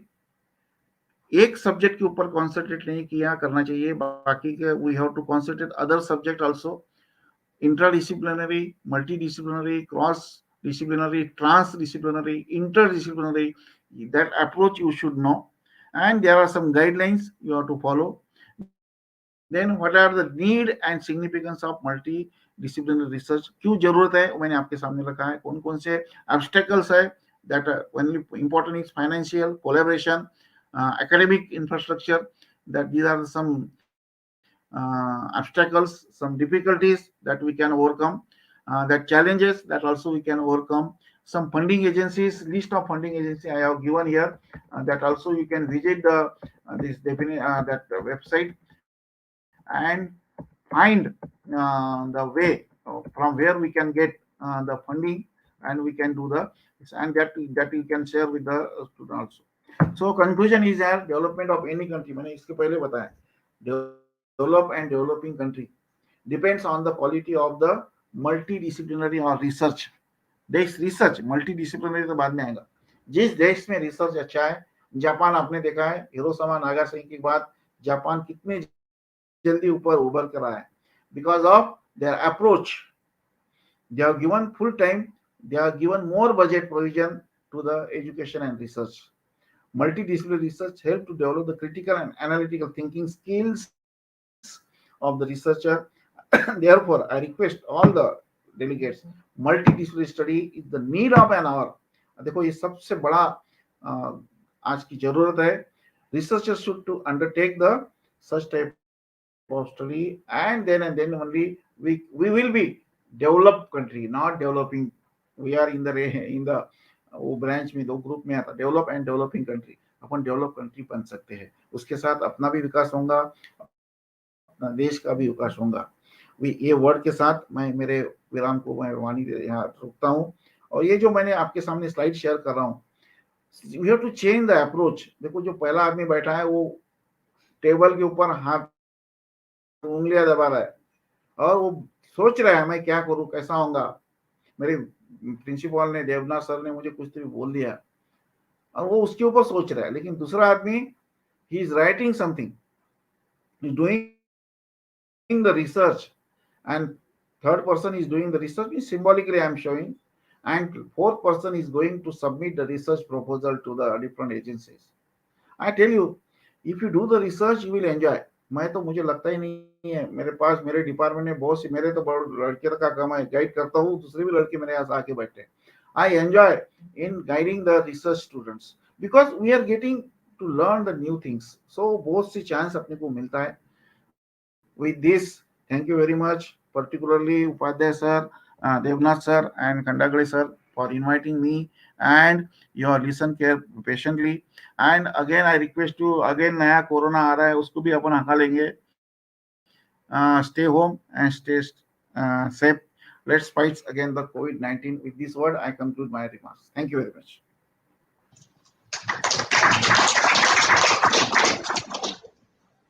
Thank you, sir.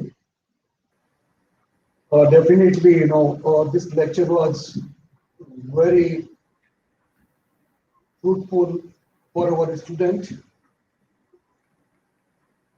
I have seen, when I was attending this lecture, sir has covered most of the aspect of research in multidisciplinary studies. Even he started from basic, what is research, what is multidisciplinary research, what are the challenges are in multidisciplinary research. Even if you are interested to go for a multidisciplinary research, how funding is available at national and international level. He described all the aspect of multidisciplinary research beautifully. I hope of all the participant of this faculty development program is benefited by his lecture. Once more, I am very much thankful to Dr. Gulane sir, Head of Postgraduate Department, Education, Satgadi Baba, Amravati University, for accepting this invitation and rendering this important keynote address before all the participants. Thank you, sir. Thank you very much. Now, I call our resource person, Dr. S.P. Deshpande, sir. You all may be knowing that Dr. S.P. Deshpande, sir, the man who enjoy working 24/7, who enjoy working for the profession and always ready to serve and devote total time. And fortunately, is a part of our profession. Dear friends, participants, research scholar, it's my humble request. Say how much you attention pay, that is very important. Outcome is affected on the basis of your attention only. If you are going to attend, definitely outcome will be different. Mere watching, observing sometime may not help you. So, dear friends, your active participation will help you, all the participants, research scholar, and everyone. And this is going to be a very important lecture on research, and I hope you all will pay attention to Sir lecture. I request Dr. S.P. Deshpande sir to start his lecture. Thank you, sir.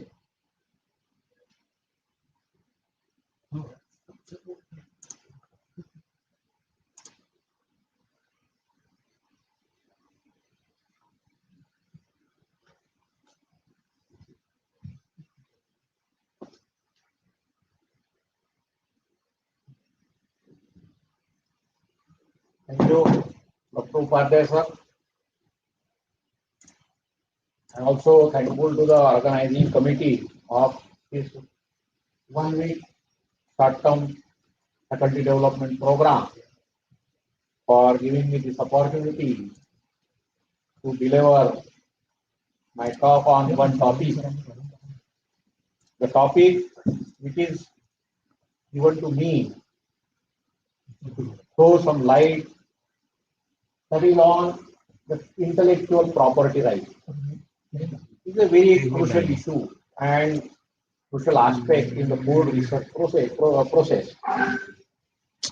In the morning, we listened the keynote by Dr. Gulane sir, and he very well explained us the importance of research. And this research is not only required for the development of a human being, but it is an important aspect of the development of the organizations too. So, how we can generate the intellectual property? What is the meaning of intellectual property? How can we generate it? And how can we impose our right on that intellectual property? So, this is the overall topic, that is intellectual property right, or in general IPR. So again, I have prepared a very short presentation. So I start my presentation. I request. So first slide. Here it is first slide itself. It is some pictures are shown there, and they are very meaningful pictures. So in that, on the top of that slide, there is a person whose brain is shown. So that is a intellectual property, or that is something, new ideas, new sort of development, or new concepts. So whatever thing it may be, and you can generate the fund out of it. So that is the meaning of IPR, intellectual property. And हमारे हमारी जो सोच है, हमारी जो अलग अलग विचार है, नए नए विचार जो हम सोचते हैं, तो इसको भी हम इनकैश कर सकते हैं। और यही आज जो we just generally call this society as a knowledge based society, अभी जो 21st सेंचुरी चल रही है नॉलेज बेस्ड सोसाइटी है। So everywhere we are pursuing the knowledge, we are generating the knowledge, we are using the knowledge, and we are taking the use of knowledge for better life. तो यही एकमात्र purpose अभी रहा है, इसलिए knowledge based society इसको कहा गया है। तो ये जो नॉलेज बेस्ड सोसाइटी होती है, इस नॉलेज बेस्ड सोसाइटी में now generating knowledge, so who will generate knowledge? The researcher will generate knowledge. The people, those who are pursuing research, they generate the new knowledge every day. So they generate new knowledge every day, and that knowledge is to be encashed, that is to be registered, and we can generate some sort of financial resources out of it. So this is what called IPR. Now,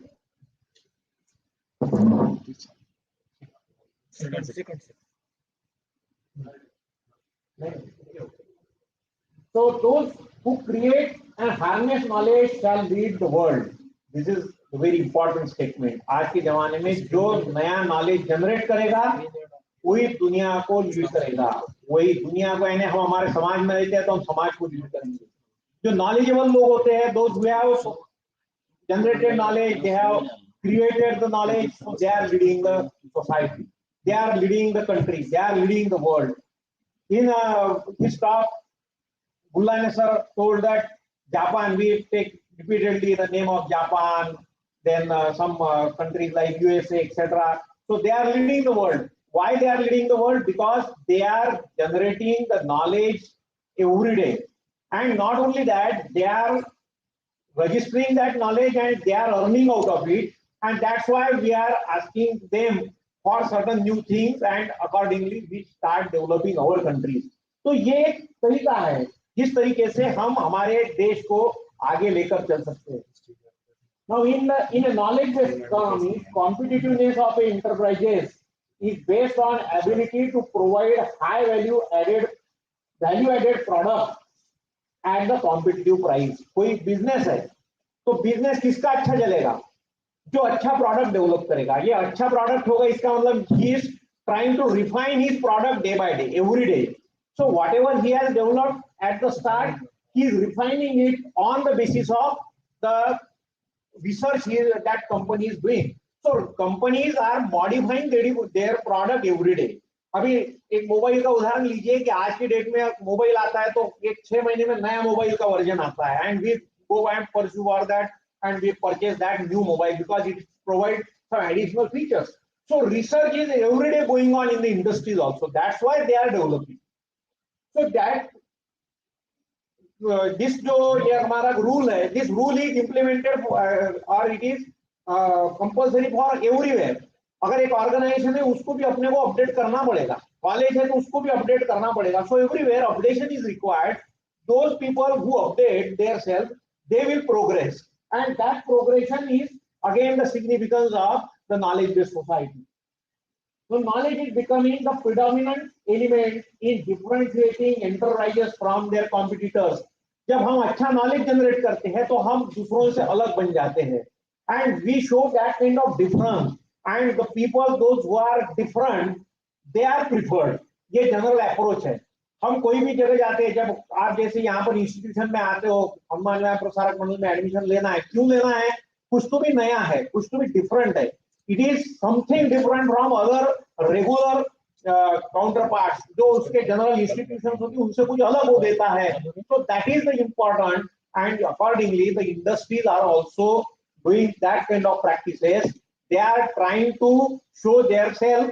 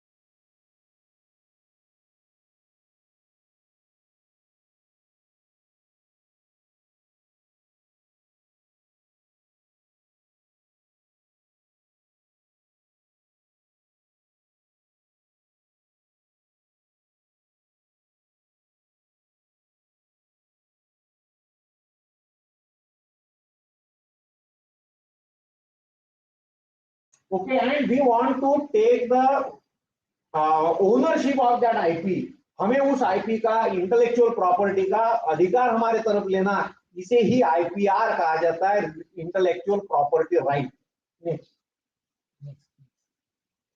Next please. Now see, this is the diagram again. In that, the intellect, how can we take the right of our intellectual property? How can we register our intellectual property in our name? जैसे कि उदाहरण के तौर पे हमने अगर कोई जमीन खरीदनी है, तो जमीन का खरीद खत होता है, जो अपना सेल डीड होगा, उसके माध्यम से हम हमारे नाम पे उस जमीन को करते हैं. अगर कोई वास्तु हम खरीद करते हैं, तो उसका नाम हमारे नाम पे करने के लिए हमें खरीदी खत करना पड़ता है. तो अगर हमारी आइडिया है, हमारी कंसेप्ट है, हमने नया निर्माण किया हुआ कोई नॉलेज है, तो वो हमारे नाम से कैसे होगा? तो for that purpose these are the tools. So one first tool is patent, another is trademark, and third is copyright. So with the help of these tools you can make your ownership on your knowledge. जो knowledge आपने generate किया हो, उस knowledge के ऊपर आप आपका अधिकार इस तरीके से स्थापित कर सकते हो. और इसके लिए जो प्रोसेस है वो आने वाले स्लाइड्स में आएगी. So now intellectual property is a creation of human mind. What intellectual property is? It is a creation of human mind. हम हमारे दिमाग से जो कुछ नया निकालेंगे वो हमारा क्रिएशन है, वो हमारी इंटेलेक्चुअल प्रॉपर्टी है, वो हमारी संपत्ति है. And we can register that intellectual property in our name. So that is the way of taking the advantage of the research what we are going to do. So research जो होता है, ये research हरदम, बुलाने sir ने काफी अच्छा कहा कि research is for generating new knowledge. So all sort of researches, they are for generating new knowledge. So when the new knowledge is generated out of research, so we need to take it ownership on our name. उसकी जो मालकी है वो हमारी होनी चाहिए. ये process हमें देखना ही पड़ेगा. Now the IPR recognizes the creation of human mind, brain, and the right given to person over the creation of their mind. हमने हमारे दिमाग से जो कुछ नई चीज बनाई है, उसके ऊपर हमारा अधिकार रहे, इसके लिए IPR होते हैं. Now it gives the creator an exclusive right over use of his her creation for a certain period of time. कुछ ठराविक ड्यूरेशन के लिए. अभी इसमें जो पेटेंट होते हैं वो 20 साल के लिए होते हैं. And once I created something new knowledge, and if I take the patent on that, so that patent will be in my name for 20 years. If I want further ownership of that patent, so I need to re-register it. उसको renew करना पड़ता है और उसके बाद ही वो patent मेरे नाम पे ही आगे चलता है. अदरवाइज 20 साल के बाद में वो जनरलाइज हो जाता है, पब्लिक के यूज के लिए हो जाता है. तो ये पेटेंट होता है. इसी तरीके से अगर आप कॉपीराइट कहेंगे तो कॉपीराइट इज ऑफ 60 इयर्स. जो कॉपीराइट होता है 60 साल हमारा रहेगा. अगर मैंने एक किताब लिखी और उसको कॉपीराइट कर लिया मेरे नाम से, तो 60 साल उसका मालिक मैं हूं. After 60 years people can distribute it without my permission, because thereafter there will be no ownership of the writer. So this is the way of copyright. Copyright इस तरीके से दिया जाता है. इसी तरीके से ट्रेडमार्क होते हैं. ट्रेडमार्क का भी ऐसी ड्यूरेशन दिया है, and accordingly we have the ownership for the trademarks also. So this way we can generate the intellectual property and we can establish our ownership on that intellectual property. So intellectual property is a kind of property which is comprises of intangible creation of the human mind, and it is protected by certain laws. तो ये हमारे दिमाग से बना हुआ कोई तो भी नई चीज है और इसका अधिकार हमारा रहेगा, जो बाय लॉ ये हमारे नाम से रहेगा. Now intellectual property protection is an important component of national economic policy. See, the national economic policy or the development of the country is also very well correlated with the patents and the intellectual property right. जिस देश में सबसे ज्यादा patent होते हैं, जिस देश में सबसे ज्यादा IPR रजिस्टर होते हैं, वो देश प्रोग्रेस कर रहे हैं. आगे वाला जो मेरा ग्राफ है वो आपको दिखाएगा, दर्शाएगा.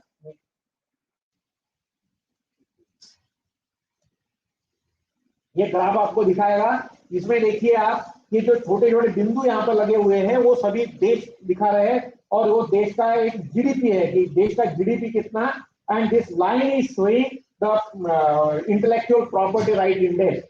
तो जिनका इंटेलेक्चुअल प्रॉपर्टी राइट इंडेक्स कम है ऐसे देशों का जीडीपी भी कम है। तो ये जीडीपी जो होता है जो हमारे देश का फाइनेंशियल प्रोग्रेशन दिखाता है वो भी काफी हद तक आईपीआर से रिलेटेड है। So if we have a good IPR registered in our country, or if we increase that, automatically our GDP will grow. So accordingly, on the top side देखिए USA, कनाडा, जर्मनी, ये सभी जो देश है वहां पर सबसे ज्यादा IPR रजिस्टर्ड होते हैं उनके पॉपुलेशन के अगेंस्ट, उनका जो इंडेक्स है वो बहुत ज्यादा है और इस वजह से उनका जीडीपी भी ज्यादा है। तो इस तरीके से ये जो रिसर्च है, यह रिसर्च हमारे देश के इकोनॉमिकल डेवलपमेंट में बहुत बड़ी मात्रा में कंट्रीब्यूट करता है। नेक्स्ट, तो what IP asset management, how can we manage our IP asset. हमने आईपी क्रिएट किया, हमने इंटेलेक्चुअल प्रॉपर्टी जनरेट की, so how can we manage that IP asset. So for that, to become and remain competitive, organizations need to improve their efficiency, reduce production costs, and enhance the reputation of their product by, how can they keep their reputation alive? So by investing in research and development. So every organization should invest in research and development if they want to grow.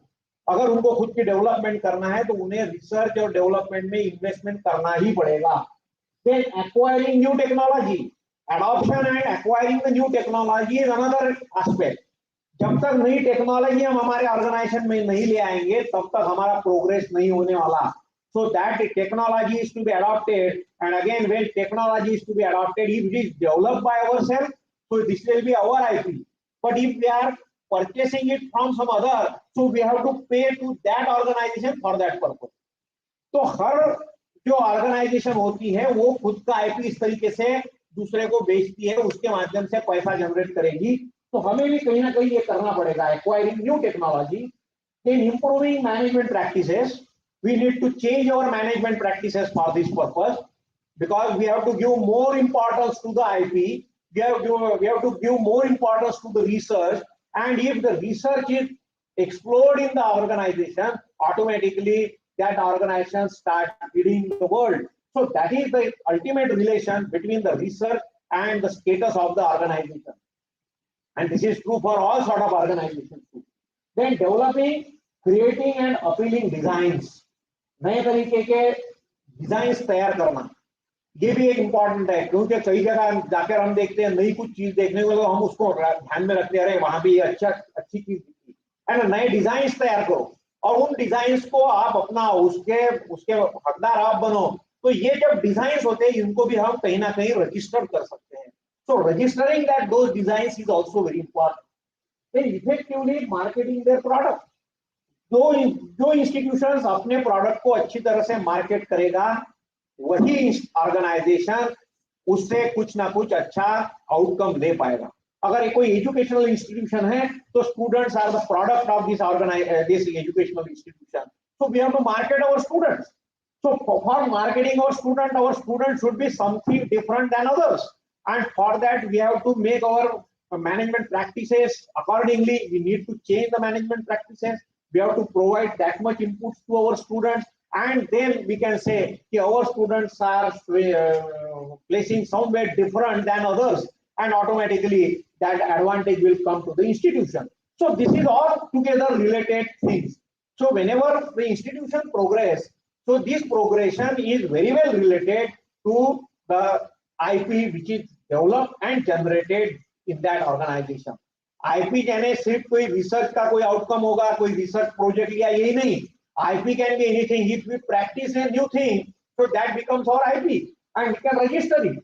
आप लोगों को सभी को पता है कि because in this institution we have developed a new thing, that is floating Maukam. This is a new thing. This is identity of our college that we have created, and it is our IP. This is our intellectual property right. Yet we have not registered it, but it is required to be registered. If somebody other will practice that, we can ask them for certain royalty against that. So this way, this IPs can be registered. Next. The effective utilization of IP assets can ensure quality in respect of the product and services, and can create and retain customer. अगर हमने कुछ अच्छे तरीके से IP management के practices हमारे अपनाएं तो ये अपने आप हमारी ऑर्गेनाइजेशन की क्वालिटी बढ़ा देता है. So in industries, to increase quality of the product is again related with the IP they have generated, research they have made in their product. So that automatically increases the quality of the product. Then services also, because we need to develop the new services and the way of serving the people. So that is also be something innovative. कहीं ना कहीं नई का हमें अपनाना होगा. We have to practice it in new way, and then only it can be impact. Then how can we take the use of IP? हम हमारे इंटेलेक्चुअल प्रॉपर्टी का क्या उपयोग कर सकते हैं? तो सबसे पहला है कि ओन यूज. निर्माण किया हुआ है, नया कोई नॉलेज है, नया कोई संदर्भ है, तो उसका यूज हम खुद के लिए करेंगे. तो उसके लिए तो हमें किसी को पैसा देने की जरूरत नहीं होगी. मैंने पहले बताया था कि apply, we can implement and we can use the new knowledge which is generated by us. Then second is licensing. अगर हम चाहते हैं तो हमने निर्माण किए हुए नॉलेज का दूसरे को लाइसेंस दे सकते हैं, and we can ask for the license fee for that. जैसे आप लोगों को बताया कि अगर सॉफ्टवेयर कोई परचेस करना है तो उसका लाइसेंस परचेस करना पड़ता है. वो सॉफ्टवेयर आप परचेस नहीं करते, we purchase the license of it. So license means it is license to use that technology, license to use that knowledge, license to use that software, and against that we pay to that company for using that software. So that is called licensing. Then franchising. Franchising means आप लोगों को पता है कि बहुत सारे ऐसे educational institution है उसके फ्रेंचाइजी दी जाती है.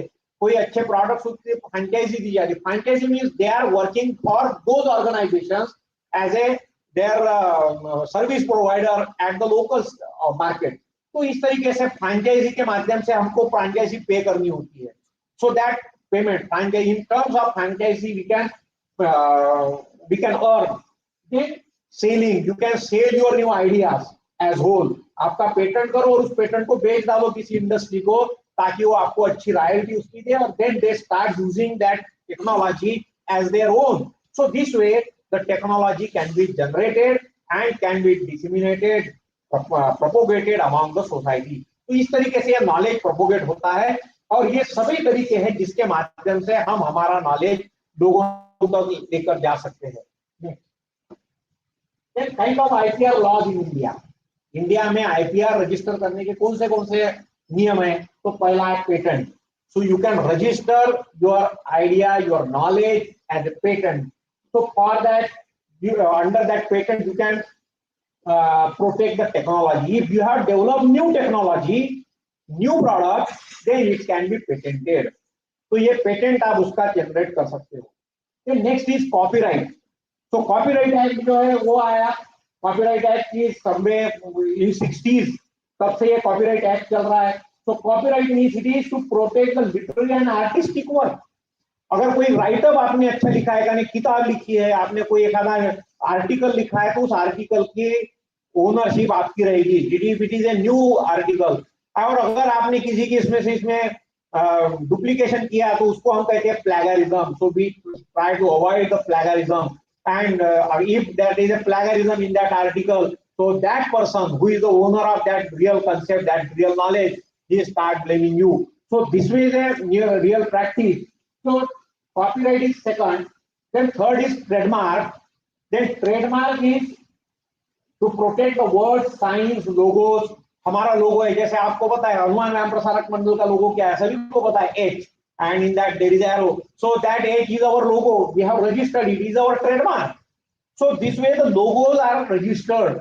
No other can use those trademarks, those logos for their purpose. And ऐसा अगर होता है तो उसको फिर again it can be called as a copying or it is a plagiarism, and in that case that owner can sue to this person who is duplicating that logo. So ये होता है. Then geographical indications. There are geographical indications also. So according to the geographic, they have certain products and those are very well registered. और जैसे कि अभी उदाहरण के आगे आएंगे, जैसे दार्जिलिंग की टी होती है, जो टी फ्रॉम दार्जिलिंग से, और हमारे नागपुर में ऐसा कहा जाता है कि oranges of the Nagpur, so they are the geographical indications. So that oranges along with Nagpur city, that is a geographical location, and the oranges of Nagpur indicates that oranges Nagpur, and that is again a geographical indication. So this way we have several geographical indications. Then the last one is the design. So you can register your designs also. I have shown good pictures in my coming slides. So I am just going forward next. Now what a patent is. So we just move fast to the patent. So patent is an exclusive monopoly right granted to the applicant by the government for a limited period to take use of invention. उन्होंने जो कुछ एखादे व्यक्ति ने जो कुछ नया invent किया हो, यहाँ पे डिस्कवरी नहीं, ख्याल में रखिए, there is a big difference between discovery and invention. What does mean discovery? Means that those things are already there in existence. You have discovered it. But invention means it is your creation, and only your creation can be patented. Discoveries cannot. So your inventions, if you have invented new thing, so it can be patented. आप उसका patent ले सकते हैं. Then the patent confers right to the patentee to exploit the patent for commercial gain and also stop unauthorized use of IP. ये मैंने पहले बताया. Then an invention according to the Indian Patent Act means what patent is? Invention किसको कहा जाएगा कि ये new product और प्रोसेस, कुछ तो भी नया आपने निर्माण किया है, प्रोडक्ट नई कोई प्रोसेस आपने डेवलप की है, न्यू प्रोडक्ट और process involving and inventive step. That process should have new inventive step, कुछ तो भी नया उसमें रहना चाहिए. जो पुराना होगा, पहले लोगों ने किया होगा, वो अगर उसमें है तो it is not invention. Then inventive step and capable of industrial application. It should be capable of industrial application, means you should have a certain scope of generating fund out of it. तो उसी को invention कहा गया. ऐसे invention सिर्फ patented हो सकते हैं कि जिसका इंडस्ट्रियल एप्लीकेशन होगा, जिसका सोसाइटल एप्लीकेशन होगा, उसी को आप इन्वेंशन कह सकते हैं. Any product like device, machine or composition is patentable. Any process used for preparing intangible product, ऐसी भी प्रोसेस जो आपको कोई प्रोडक्ट निर्माण करने के लिए काम में आती हो, so that is again can be patented. A true and first inventor कौन होता है, कौन पेटेंट दाखिल कर सकता है, who can apply for patent? A true and first inventor who hold the rightful ownership of the invention. जिसमें जो उसका पहला ओनर है, जिसने ये कंसेप्ट निर्माण किया है, जिसने ये प्रोडक्ट निर्माण किया है, वही अपने नाम से पेटेंट उसका डाल सकता है. A person who is assigned legal representative of the first and true inventor. अगर मैं खुद पेटेंट दाखिल नहीं करता हूं तो मेरा कोई एडवोकेट होगा. I can take the help of the advocate, so that advocate can submit my application on behalf of me for the patent purpose. A legal heir of the first and true inventor. अगर उस व्यक्ति का जिसने ये वस्तु निर्माण की हो, उसका लीगल हेयर उसका वारस जो होता है वो दाखिल कर सकता है. The term of the patent according to amended patent act is 20 years. So patent will be in my name only for the 20 years. After 20 years it will be open, or otherwise I need to renew that patent. Okay. Now see, this is the good example of patent. ये जो right side में दिख रहा है, so there is a steel rod. बारीक एक rod है, ये रॉड पहले से बना हुआ है समझो, तो इसका कोई पेटेंट नहीं बना सकता. मगर इसमें से किसी ने अगर नीडल बना दी, so this needle can be patented because it is a product and that can be have a market value. People can purchase it. So this needle is a patentable item. जिसने बनाया होगा उसने कहीं ना कहीं उसका patent लिया होगा. 20 साल हो गए होंगे तो अभी हमको तो फ्री मिल जाएगा, because no need to ask anybody to desire to create or produce the new needles. हमको किसी की पूछने की जरूरत नहीं होगी. मगर अगर ये पेटेंट उसके नाम पे होता तो he can ask for the royalty also. So this is another example. So one needle is there, another one big needle is shown. So this is a product which is created out of a resource available previously. So that can be patented. ये एक simple example, इसका हम patent ले सकते हैं. तो अभी तो ये हम नहीं ले पाएंगे because it is already in regular practice and they are using it. But if something like that, if you created new, then you can take its patent name. Then procedure for obtaining patent. How can we obtain the patent? I am going very fast. So first of all, you have to file the application for the patent. आपको उसका application दाखिल करना पड़ेगा patent office में. उसके साथ जो fees होती है वो फीस आपको भरनी पड़ेगी. Then information concerning application form and details are available already there in www.ipindia.nic.in. On this site, you will get the details how to register for the patent. Then guidelines for the applicant also available on this website. These are also available. So you can just go through those guidelines and you can apply next. Then once you submit your application, then an examiner take the formal requirement before accepting the application. जो office है वो आपका application पहले check कर लेगा, उसमें कोई त्रुटि नहीं है, पूरा उसमें सबमिशन है कि नहीं देखेगा, and accordingly that receipt acknowledgement will be given to you. He will check whether that fees is paid or not. So this way the official process will be complied. Okay, next. Then application is kept secret for 18 months. So जब हम patent office में अपना application देते हैं तो 18 महीने वो अपने पास में कॉन्फिडेंशियल रख देते हैं, उसको पेंडिंग रख देते हैं. They are not taking immediate, क्योंकि वो 18 महीने में दूसरे कोई ऐसे एप्लीकेशंस और आते हैं क्या इसके लिए राह देखते हैं. If in 18 months no such application is received again, so in that case they term कि now this is something this is developed by one person, he has applied for.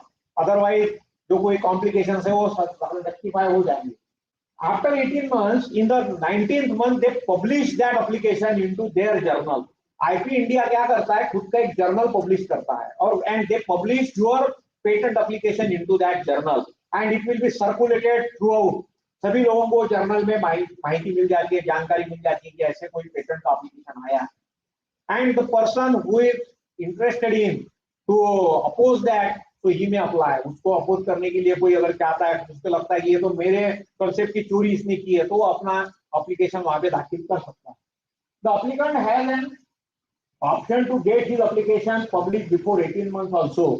अगर कोई चाहता है कि मेरे को फास्ट ट्रैक पे अपना अप्रूवल चाहिए पेटेंट का, तो 18 महीने के पहले तो उसके लिए हाई फीस आपको चार्ज करनी होती है. You will be responsible for any complications afterward. And in such situation, in 1 month only, your patent application can be printed into the journal. So that IP India publish this journal every month.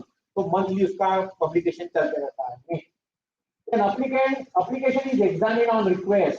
Then application after 18 months, उसके बाद 48 months का period duration उसमें रहेगा. 48 में 4 साल ये publish statement रहेगा. इस दौरान जो उसका ओनर है उसमें वो एग्जामिनेशन डिमांड करनी पड़ती है कि you demand examination of my proposal and then there is a team of IP experts. They examine your application during that period is that 48 months and after that only that patent will be awarded. So then application is sent to examiner within 1 month. Means once you ask for the examination, your application will be forwarded. Then examiner undertake examination. वो जो examination करेगा तो क्या करता है, वो देखता है कि इसमें जो इन्वेंशन है वो सही मायने में इन्वेंशन है, जो whatever requirement for the patent, if it is satisfying that or not. So everything he will check and accordingly if it is meeting criteria then it will forward it. Next. In a period of 1 to 3 months is available to examiner. 3 महीना उसको दिए जाते हैं examiner को. 1 month time is available for the controller to scrutinize the examiner's report. Examiner अपना report जब submit करता है तो उसको स्क्रूटिनी की जाएगी 1 महीने में. Then first examination report containing list of the objection is issued within 6 months. तो फर्स्ट एग्जामिनेशन रिपोर्ट हमको मिल जाता है, फिर हमने पेटेंट दाखिल करने के बाद उसके ऊपर किसी क्या ऑब्जेक्शंस आए थे और क्या नहीं आए. एंड नहीं, we need to satisfy those objections. We have to sort out those objections. After that 12 month time for the date of issue APR is available to the applicant to meet the objections. हमको 12 महीने का time उसके बाद दिया जाता है. and if objections are made, grant of patent is approved. उसके बाद हमें अपना पेटेंट दिया जाएगा. So this is a normal process. Then after that granting application also people can submit their objections. So that provision is also there. then this is called opposition is sent to the applicant. If it happened to be, then in that case opposition and objection. Then if again where 3 months period is allowed for that, then next after examining everything, that patent will be granted to the owner. Next, this is the certificate will be handed over. Patent का certificate हमें मिल जाता है और हम कहते हैं कि हमको पेटेंट मिल गया कोई एक इसका एक प्रोडक्ट का. Patent revocation is also possible. मैंने एक बार पेटेंट मिला और उसके बाद ऑब्जेक्शन आया, if you are unable to satisfy those objection, in that case that can be revoked also. आपका पेटेंट निकाल भी लिया जा सकता है. So that is, or otherwise if it is in some other case, if somebody raised the objection, it is against the natural laws, or it is say whatever thing is generated in the patent and it is hurting the human being or the public or the nation, then in that case also the patent will be revoked. So अलग different conditions है पर इसको revoke किए जाने की संभावना है. Next, patent cooperation treaty. What patent cooperation treaty means? If I want to take the patent for my country, it's okay, it is a national patent. But if I want to, and if I suppose that whatever thing I have created and it can be utilized by the not only Indian people but some other country people also, so in that case I can ask for the patent to that countries also. So for that there is a patent treaty among the countries. और उस वक्त जब हम अपना application करते हैं तो उसी वक्त हमको लिख कर देना होता है कि इसके भारत के अलावा इन देशों में यह पेटेंट मुझे चाहिए. इसका मतलब वहां पर जाके अगर लोग यूज करते हैं तो they will also give me the royalty for using that patent और that idea. What is not patentable? Patent क्या नहीं हो सकता, ये क्या हो सकता है ये तो मैंने बता दिया था. क्या नहीं हो सकता इसके ऊपर गौर करना जरा आवश्यक है. An invention contrary to well-established natural law, like gravitational force है, perpetual motion है, ये established natural laws है, तो इसके against अगर कोई अपना चीज बनाता है तो उसका पेटेंट नहीं दिया जाएगा. Then an invention contrary to law of public health, laws of public health and morality, जो जैसे ये टॉक्सिक ड्रग्स है, इसका कोई पेटेंट अगर लेना चाहे तो नहीं मिलेगा. टॉक्सिक फूड है तो उसका पेटेंट किसी को नहीं मिलेगा, because it is hurting the society, it is hurting the human being. So in that case patent will not be granted for such item. Then next, mere discovery of scientific principles or formulation of an abstract theories or mere discovery of any living thing or non-living thing, non-living substance, इसका patent किसी को नहीं दिया जाएगा. कि जिसने already वही नई एक आदि प्रजाति शोध सर्च करके दिखाई है कि ये नई प्रजाति हमारे यहाँ पे मिलती है तो उसका पेटेंट चाहिए मेरे नाम से, ये नहीं हो सकता. तो this way the patent is not possible. Then mere discovery of any new property or new use of known substance unless the efficiency of the substance is increased or mere use of the known process or machine. कोई एखादी process है, एखादी machine है, उसके ऊपर आप अपना patent दाखिल करना चाहती है, एग्जिस्टिंग है तो नहीं मिलेगा.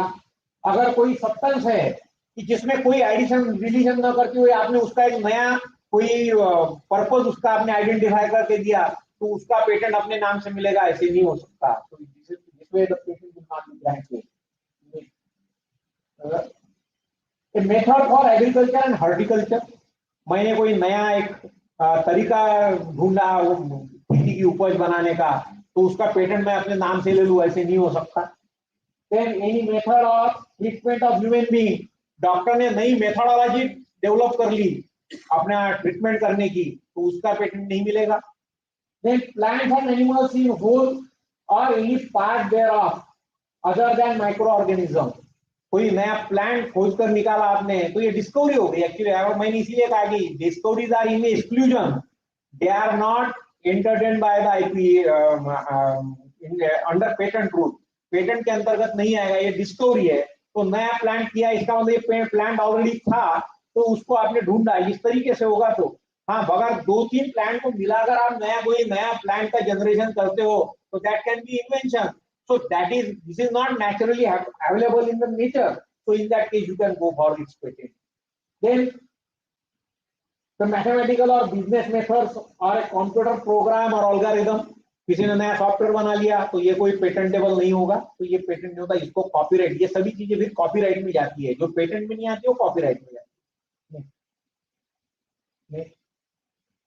Then again, this is a very big list. What is not patented? So topographical or integrated circuits, ये IC जो होती है वो नहीं होगी. And invention relating to the traditional knowledge, traditional knowledge से संबंधित कोई नई चीज आपने ढूंढ के निकाली तो उसका पेटेंट नहीं होगा. हाँ, इसका मगर आप ट्रेडमार्क सॉरी कॉपीराइट आप इसका कर सकते हो कि आपने नई कोई चीज नर्चर की है उसके ऊपर, तो उसको आप कॉपीराइट अपने नाम से कर पाएंगे. And invention relating to the atomic energy is also included.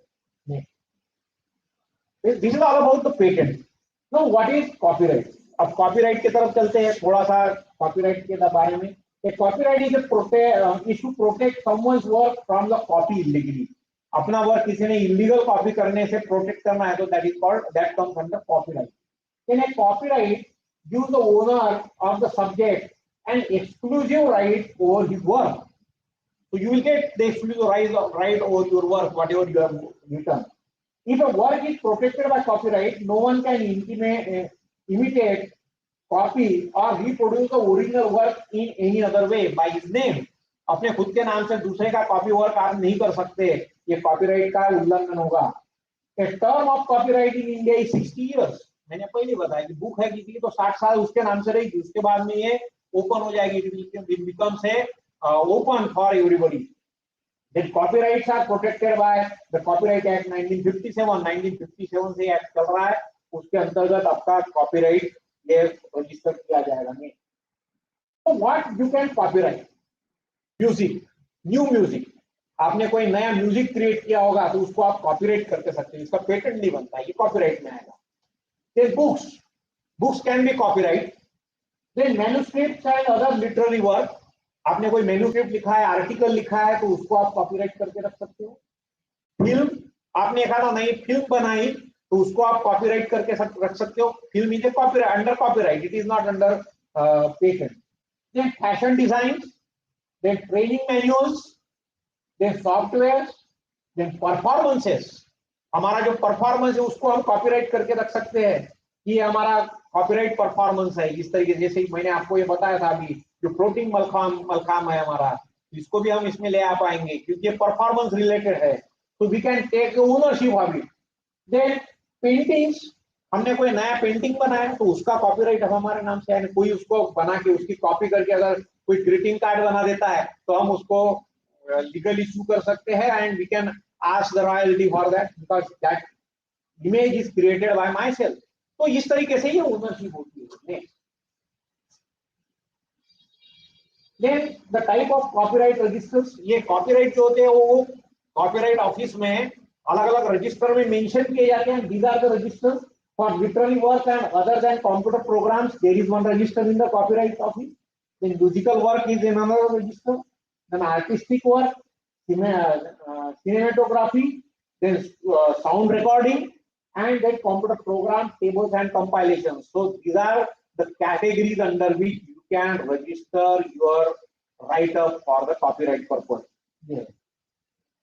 Then इसकी एक process है, simple process. Again, you have to submit your application in the format to the registrar along with the requisite fee. Then every application has to be signed by the applicant. कोई इसकी another requirement नहीं. The registrar will issue a diary number and then there is a mandatory waiting time for the period of 30 days for any objections to be received. 30 दिन उसको waiting में रखा जाएगा.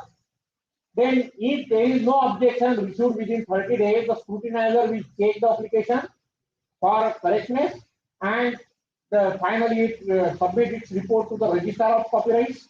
Then the copyright will be granted to that text and this way you can have your copyright. If somebody take the objection, in that case that will be entertained by taking the hearing. दोनों को भी आमने सामने बुला के उसका hearing लिया जाएगा उनको और उसके माध्यम से इसको छुड़ाया जाएगा प्रॉब्लम को और कॉपीराइट ग्रांट किया जाएगा. So this is the way of copywriting. Then comes the trademarks. इसके आगे जो आता है तरीका वो ट्रेडमार्क्स किस तरीके से होते हैं. तो ट्रेडमार्क्स है मैंने पहले बताया था कि it is a symbol or slogan or a design or word or combination of the elements. So that is called trademark. that identifies an organization, goods or service. ये ट्रेडमार्क किस लिए होते हैं? So that identifies your organization or your goods or your service. The difference between the trademark and trade names, अब ये दोनों भी है. जैसे हमारा ट्रेडमार्क H है और हमारा ट्रेड नेम जो है HVPM है, पूरा नाम संस्था का हनुमान व्यायाम प्रसारक मंडल. तो ये जो HVPM is our trade name, we generally use for the reference purpose. H is our trademark. So this way the trademark and trade names are different. Organizing invest time and money. क्यों हमारा trademark हमें register करना चाहिए? Because we invest our time and money to build a particular brand. हमने हमारा brand निर्माण करने में बहुत साल खर्चे किए, बहुत टाइम हमने खर्च किया है, हमने मनी खर्च किया है. और ये जो ब्रांड हमने एस्टेब्लिश किया है, nobody should copy that brand, and for that the trademark registration is important. Our H is registered trademark. If somebody else use that H, below that HVPM is written and that arrow is shown. So if this trademark is used by somebody else, immediately we can impose the legal action against him. तो ये तरीका है. इस तरीके से हमने हमारा brand name को सेफगार्ड करना चाहिए, हमारे ब्रांड को सेफगार्ड करना चाहिए. Then other organizations will use the same brand name or robbing their hard-earned brand reputation. या हो सकता है कि दूसरी ऑर्गेनाइजेशन आपका ब्रांड नेम चुराएगा और अपने जो मेहनत आप लोगों ने की है उसका डिसएडवांटेज वो हमको वो उसका एडवांटेज लेके खुद को एक्सप्लोर करने की कोशिश करेगा. Many a time trademark owners end up in protracted litigations because when the time was right they did not do trademark registration. ये होता है कि जब शुरुआत में संस्था निर्माण होती है कोई, तो उस वक्त कोई उसके ट्रेडमार्क के रजिस्ट्रेशन की तरफ ध्यान नहीं देता. फिर वो अच्छी ग्रो होती है, डेवलप होती है, और उसके बाद में अगर उसका ट्रेडमार्क, उसका ब्रांडिंग किसी ने चुराया, फिर वो जागरूक होते हैं कि ये क्या हो रहा है. And in that case they come further litigations, legal litigations. So to avoid that it is better to register our trademark at the start of itself, and then we start building our brand. Next. Now this is the way of trademark registration. इसकी भी process यहाँ पर दी है कि आपने क्या करना है कि ट्रेडमार्क जो बनाना है पहले सर्च करो कि ऐसा ट्रेडमार्क किसी का और किसका नहीं है. So that is for searching trademark. Then filing trademark application. Then we submit our application to the trademark office. Then examination. तो वहाँ पे एग्जामिनेशन होता है कि ऐसा ट्रेडमार्क और किसी का है कि नहीं. तो they will verify it. Then they publish our trademark. And once that publication is done, so if no objection received, then in that case the registration certificate handed over to us. So this way the trademark is registered, and the trademark is of say 10 years only. आपका trademark आज register किया तो 10 साल आपका रहेगा. 10 साल के बाद अगर आपको उसको कंटिन्यू करना तो you have to re-register, renew it. So after every 10 years you need to renew your trademark. So there are several different types of trademarks. So product trademarks are there, service trademarks are there, collective trademarks are there, and certification trademarks. मैं images के माध्यम से दिखाना चाहूंगा. नहीं, ये देखिए, ये पहला वर्ड मार्क है. जैसे इनमें लिखा है नेस्ले, इसमें नाम आ गया. जैसा हमने अगर इस टाइप से हमारा लोगो होता जिसमें HVPM ही लिखा होता तो ये हमारा वर्ड मार्क होता है. इसको हम ट्रेडमार्क नहीं कहते, इसको वर्ड मार्क कहा जाता है. Because it is that image, there is no image in that, it is a word. So this way is a word mark. Okay, next. Then service mark. अभी service mark blue dot service है, आप लोग सभी लोग इसको use करते हैं, courier service है. So this is a service mark because this signifies the services that company extend. So that blue mark, blue dot is a service, courier service, and that company is in that courier service. So service mark represent the service which is a company or business deal. उस company का business ही service देना है, तो ये service mark हो गया. उनका जो दिखेगा इसको हम उसका ट्रेडमार्क नहीं कहेंगे, to be called it as a service mark. So this is first is word marks, another is service mark. Next, then logo and symbol. अब यहाँ पे दोनों चीजें हैं. उधर की साइड में जो रखा है एप्पल का लोगो है ना, आप सभी लोग जानते हैं एप्पल. तो दैट इज ए कंपनी लोगो. तो ये लोगो इसलिए है क्योंकि उसमें कोई भी वर्डिंग नहीं, कोई भी उसमें अल्फाबेट नहीं, तो that is a logo and this is our symbol. ये फिर उसमें भी लोगो नहीं होगा तो ये क्या बन गया, हमारा सिंबल है, इसको सिंबल करके आइडेंटिफाई किया जाएगा। H is a symbol because in that word is there is a alphabet is there, so that is logo and this one is symbol. Generally we called it as logo also because it comes under similar category. So this is, but there is a slight difference between logo and symbol. Now this is shape of good. You can trademark your shape of goods. वो उधर के side में जो bottle दिख रही है, फट से कोई भी उस टाइप के शेप की बॉटल है तो कोई भी कहेगा नहीं this is a Coca Cola. Nobody can copy that shape of the bottle also because they have registered their shape of the bottle and that's why it is their shape of good. And similarly this यहाँ पे लिखा है, देखिए vocal लिखा है, भी लिखा है, मगर ये क्या होगा, विक्स की गोली है ना, बराबर, कोई किसी को बताने की जरूरत नहीं है, ये उनका ट्रेडमार्क बन गया. तो ये जो उन्होंने रजिस्टर करके रखा है और इस तरीके से हम हमारा ब्रांड एस्टेब्लिश करते हैं. So now this is a this. So this way the shape of goods, हमारा जो प्रोडक्ट है वो किस पैकेज में हम सर्व कर रहे हैं, हम किस शेप में उस प्रोडक्ट को सर्व कर रहे हैं, तो ये जो चीजें होती है इसको हम कहीं ना कहीं रजिस्टर करके रखेंगे so that nobody can copy it. Then this is again a service mark. So in that service mark में MCVG लिखा है, क्या होगा ये बर्गर है, वेज बर्गर है ना, कौन सी कंपनी का होगा, मैकडोनाल्ड का होगा, बताने की जरूरत नहीं, एमसी लिखा है हम समझ गए. तो that MC stand for their service mark. जितने भी मैकडोनाल्ड के दिखेंगे उसमें ऐसे एम और छोटा सा सी लिखा होगा, उस पे से हम जान लेते हैं कि दिस इज बाय मैकडोनाल्ड. तो ये जो है already they have established their brand and that is to be encashed. ये दूसरे ने अगर किसी ने लिखा तो वो फट से उसके ऊपर लीगल एक्शन रेज कर देंगे. तो इस तरीके से नहीं. Then collective trademarks, there are some collective trademarks. अब इसमें जो दिखा है now in that is red cross society का ट्रेडमार्क दिखा. It is a collective because it is the trademark of an organisation. The people those who represent that organisations they bear that particular logo along with them. जैसे कि यहाँ पर देखिए, यहाँ पे बहुत सारी पब्लिक है, अगर उसमें अगर ये प्लस वाला साइन दिखता तो फट से हमारे ध्यान में आता है कि ये लोग कौन है, रेड क्रॉस सोसाइटी वाले. तो ये जो रेड क्रॉस ने अपना एम्बलम बना के रखा है, so that is the trademark of that red cross society. So this way you can have your brand and you can register your brand. This is also है आईपी. ये आपकी intellectual property है, आपने निर्माण की है, आपने मेहनत करके उसको एक्सप्लोर किया है, डेवलप किया है, ब्रांड एस्टैब्लिश किया है and that brand is to be encashed by using certain things, certain practices and that is what called IPR. Then this is certification mark. कोई भी चीज के ऊपर अगर इस टाइप का साइन लिखा होगा आईएसआई, हम समझ लेते हैं कि this is ISI standard. What is signifying? It signifies the quality of the product because ISI is a certification.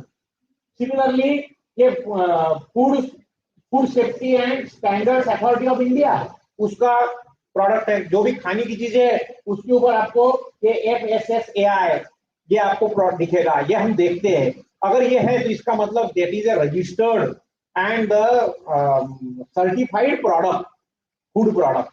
So that is some taste is there. Similarly, on that side there is egg mark.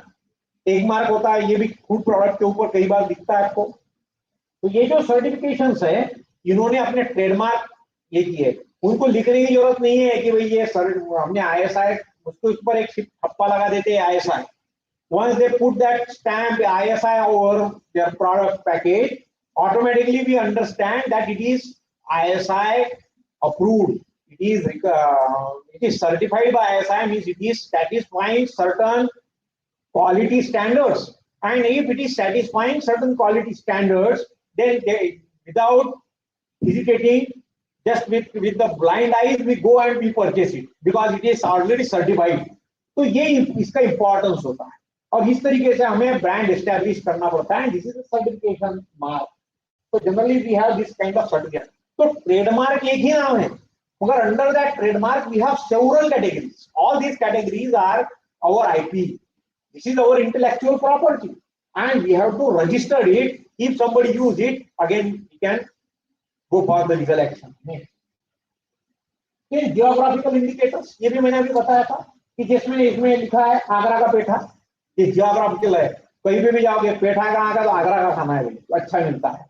या फिर आप जाओगे तो जैसे यहाँ पर दार्जिलिंग का tea है, Darjeeling famous Assam tea, these all are the geographical indicators.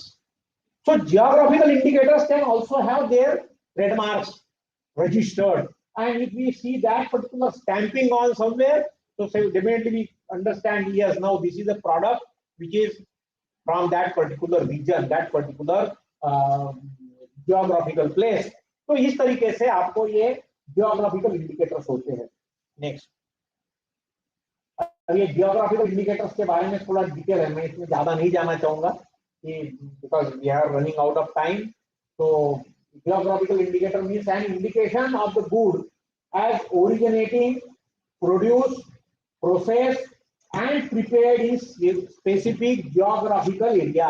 कोई स्पेसिफिक जियोग्राफिकल एरिया में एक तो तैयार होने वाले हो, या वहां पे प्रोसेस होने वाले हो, या फिर वहां के ओरिजिनेट होने वाले हो वहां से, तो इसके ऊपर उसका जियोग्राफिकल मार्क उसको दिया जाता है। फिरोजाबाद ग्लास, ग्लास का कोई आइटम लेना तो फिरोजाबाद का है, या फिर यहाँ पे कन्नौज का परफ्यूम। तो this kind of marks are there and they are again their IPs. And what can be registered as GI and geographical indicator? तो any name, geographical or figurative presentation or any combination thereof, conveying or suggesting the geographical origin of the good in which it applies। वो वहां पे जिस area से संबंधित है वो संबंधित एरिया का नाम वहां पे आना बहुत अनिवार्य होता है। तो ये दिया है। Next, now can which can what can not be registered under GI, क्या नहीं हो सकता वो यहाँ पर दिया हुआ है, मैं ज्यादा इसमें नहीं जाना चाहूंगा। Next, who can apply for GI? फिर ये इसके मालकी किसकी होगी? कोई इंडिविजुअल क्या ऐसे सोच में आ सकता है कि मैं क्या इंडिविजुअल उसको जाके अपना रजिस्टर कर लूं कि ये पूरा रीजन में बनने वाला ये सभी प्रोडक्ट मेरा है? ऐसा नहीं हो सकता। कौन कर सकता है इसको? होता है एन एसोसिएशन ऑफ प्रोड्यूसर्स और एन ऑर्गेनाइजेशन और authority established bye or under any law representing interest of the producer of the concerned good and desirous to register a GI in relation to such goods can apply for the registration of the GI। यानी एक तो association of producers, वहां पे जो चीजें बनाने वाले लोग हैं उनको इकट्ठा आएंगे और सब मिलकर उसको रजिस्टर करेंगे, यानी वो सभी लोग उसको यूज करेंगे। ये हो सकता है। या फिर कोई अथॉरिटी, गवर्नमेंट ऑफिशियल कोई हो सकता है कि जो केयर टेकर है उस रीजन का, वो ले सकता है। और otherwise there are certain organisation which are created by law, government ने कोई ऑर्गेनाइजेशन क्रिएट की है, एसोसिएशन क्रिएट की है, तो वो लोग भी इस तरीके से अप्लाई कर सकते हैं और अपने जियोग्राफिकल इंडिकेटर अपने नाम से रजिस्टर कर सकते हैं। उसके बाद में आता है डिजाइन। डिजाइन में भी मैंने बताया आपको ऑलरेडी, जो कोका कोला की बॉटल और जो विक्स का टैबलेट दिखाया था वो डिजाइन है। A design refer to the feature of shape, configuration, यानी एक तो शेप होगा कोई, या कोई कॉन्फ़िगरेशन होगा, या कोई पैटर्न होगा, या कोई ऑर्नामेंटेशन होगा, यानी डिजाइन या हम जो उसको ब्यूटिफिकेशन करते हैं ऑर्नामेंटेशन, और कॉम्पोजिशन ऑफ लाइन्स और colours applied to any article wearing 2 और 3 डायमेंशनल, वो 2 डायमेंशन वाला हो या 3 डायमेंशनल वाला हो, इस तरीके से डिजाइन होते हैं 2D और 3D में। ये उसका रिक्वायरमेंट है। चलेंगे आगे। Exclusion from the scope of design, यानी क्या नहीं हो सकता ये इसमें दिया गया है कि डिजाइन में कोई अपनी बुक की साइज, बुक का शेप वगैरह अपना रजिस्टर नहीं कर सकता कि भाई ये मेरा डिजाइन होगा, है ना। तो इसलिए दिया बुक, कैलेंडर, सर्टिफिकेट, यानी ऐसा सर्टिफिकेट हमने बनाया, दूसरा ऐसा सर्टिफिकेट नहीं बनाया, ये नहीं बोल सकते आप, कोई भी उसको कॉपी कर सकता है। Then forms and other documents, then trace making, patterns, greeting cards, ये सभी चीजें एक्सक्लूडेड है, included। You can exclude these because these are no design registration given for this purpose।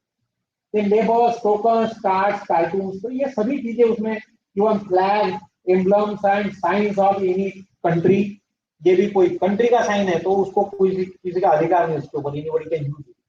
Okay, तो ये सभी डिजाइन है। तो हमने जब देखा कि आईपी जो है हमारा intellectual property, so we can generate these intellectual property and we can register them, so that becomes IPR. IP means it is our own concept and IPR means its registration for the purpose of earning its benefit, so that is what called IPR. So intellectual property are the intangible asset of an organization.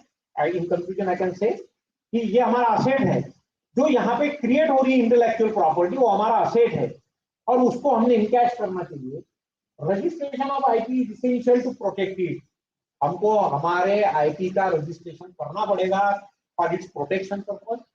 It is a tool to boost the economy of the organisation as well as the nation. हमारे organisation की economy boost करना है, हमारे देश की economy boost करना है, तो हमारे बने हुए आईपीज जो है उनको रजिस्टर करना होगा, उसको एनकैश करना होगा। Then IP indicates identifies the organization of the individuals in the galaxy of others. हमारे आईपी हमें अदर लोगों में अलग आइडेंटिफिकेशन दिलाते हैं, हम कुछ अलग दिखते हैं। ये जो हमारी अलग पहचान है हमारे आईपीज के माध्यम से हो सकती है, इंटेलेक्चुअल प्रॉपर्टी के माध्यम से हो सकती है, हमारी सर्विसेज के माध्यम से हो सकती है। So these all are the factors which force us to develop the IP and to register that IP in our name. So this is in conclusion. So I am thankful to all of you for your patient listening. Might be this is a second consecutive lecture. बहुत सारे लोगों को नींद वगैरह आने की संभावना है, तो ऐसी स्थिति में आप लोगों ने इसको अच्छी तरह से रिसीव किया होगा ऐसा मैं समझता हूँ। एक बार ऑर्गेनाइजर्स को धन्यवाद दूंगा मेरी ओर से, और आप सभी को भी धन्यवाद कि आपने शांति से पूरा मेरा लेक्चर सुना। Thank you.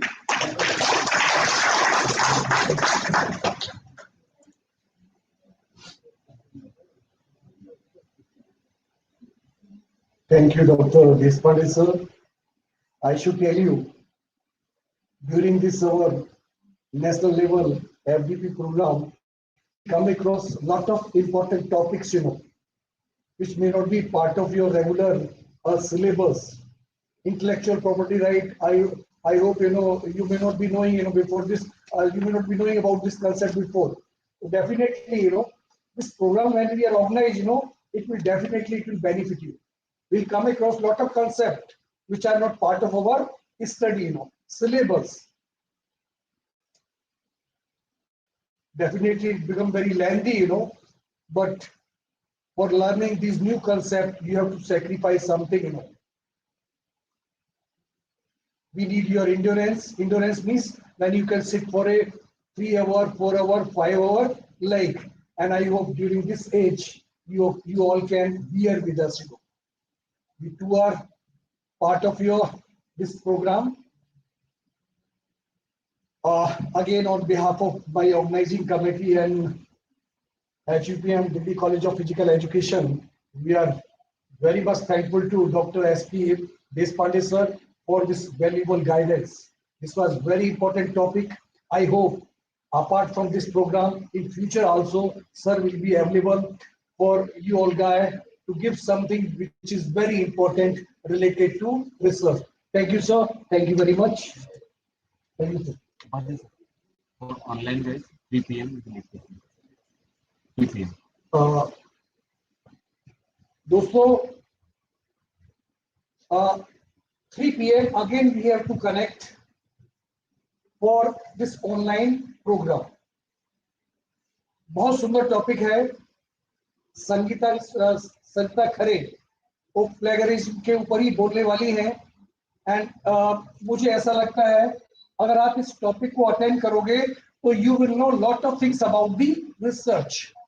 That's what I said, in our syllabus, we are not able to cover all the content, all the topics, which too are very important part of research. And these all topics, terminology, we can enjoy, we can learn by means of this national level faculty development program. So our 3 p.m. hour this program will start. I hope you all will be here sharp 2:45. Our this session is over. Thank you for patiently hearing and taking actively part in our this national level FDP program. Thank you. अब वैसे सामान्य बात करूँ, sir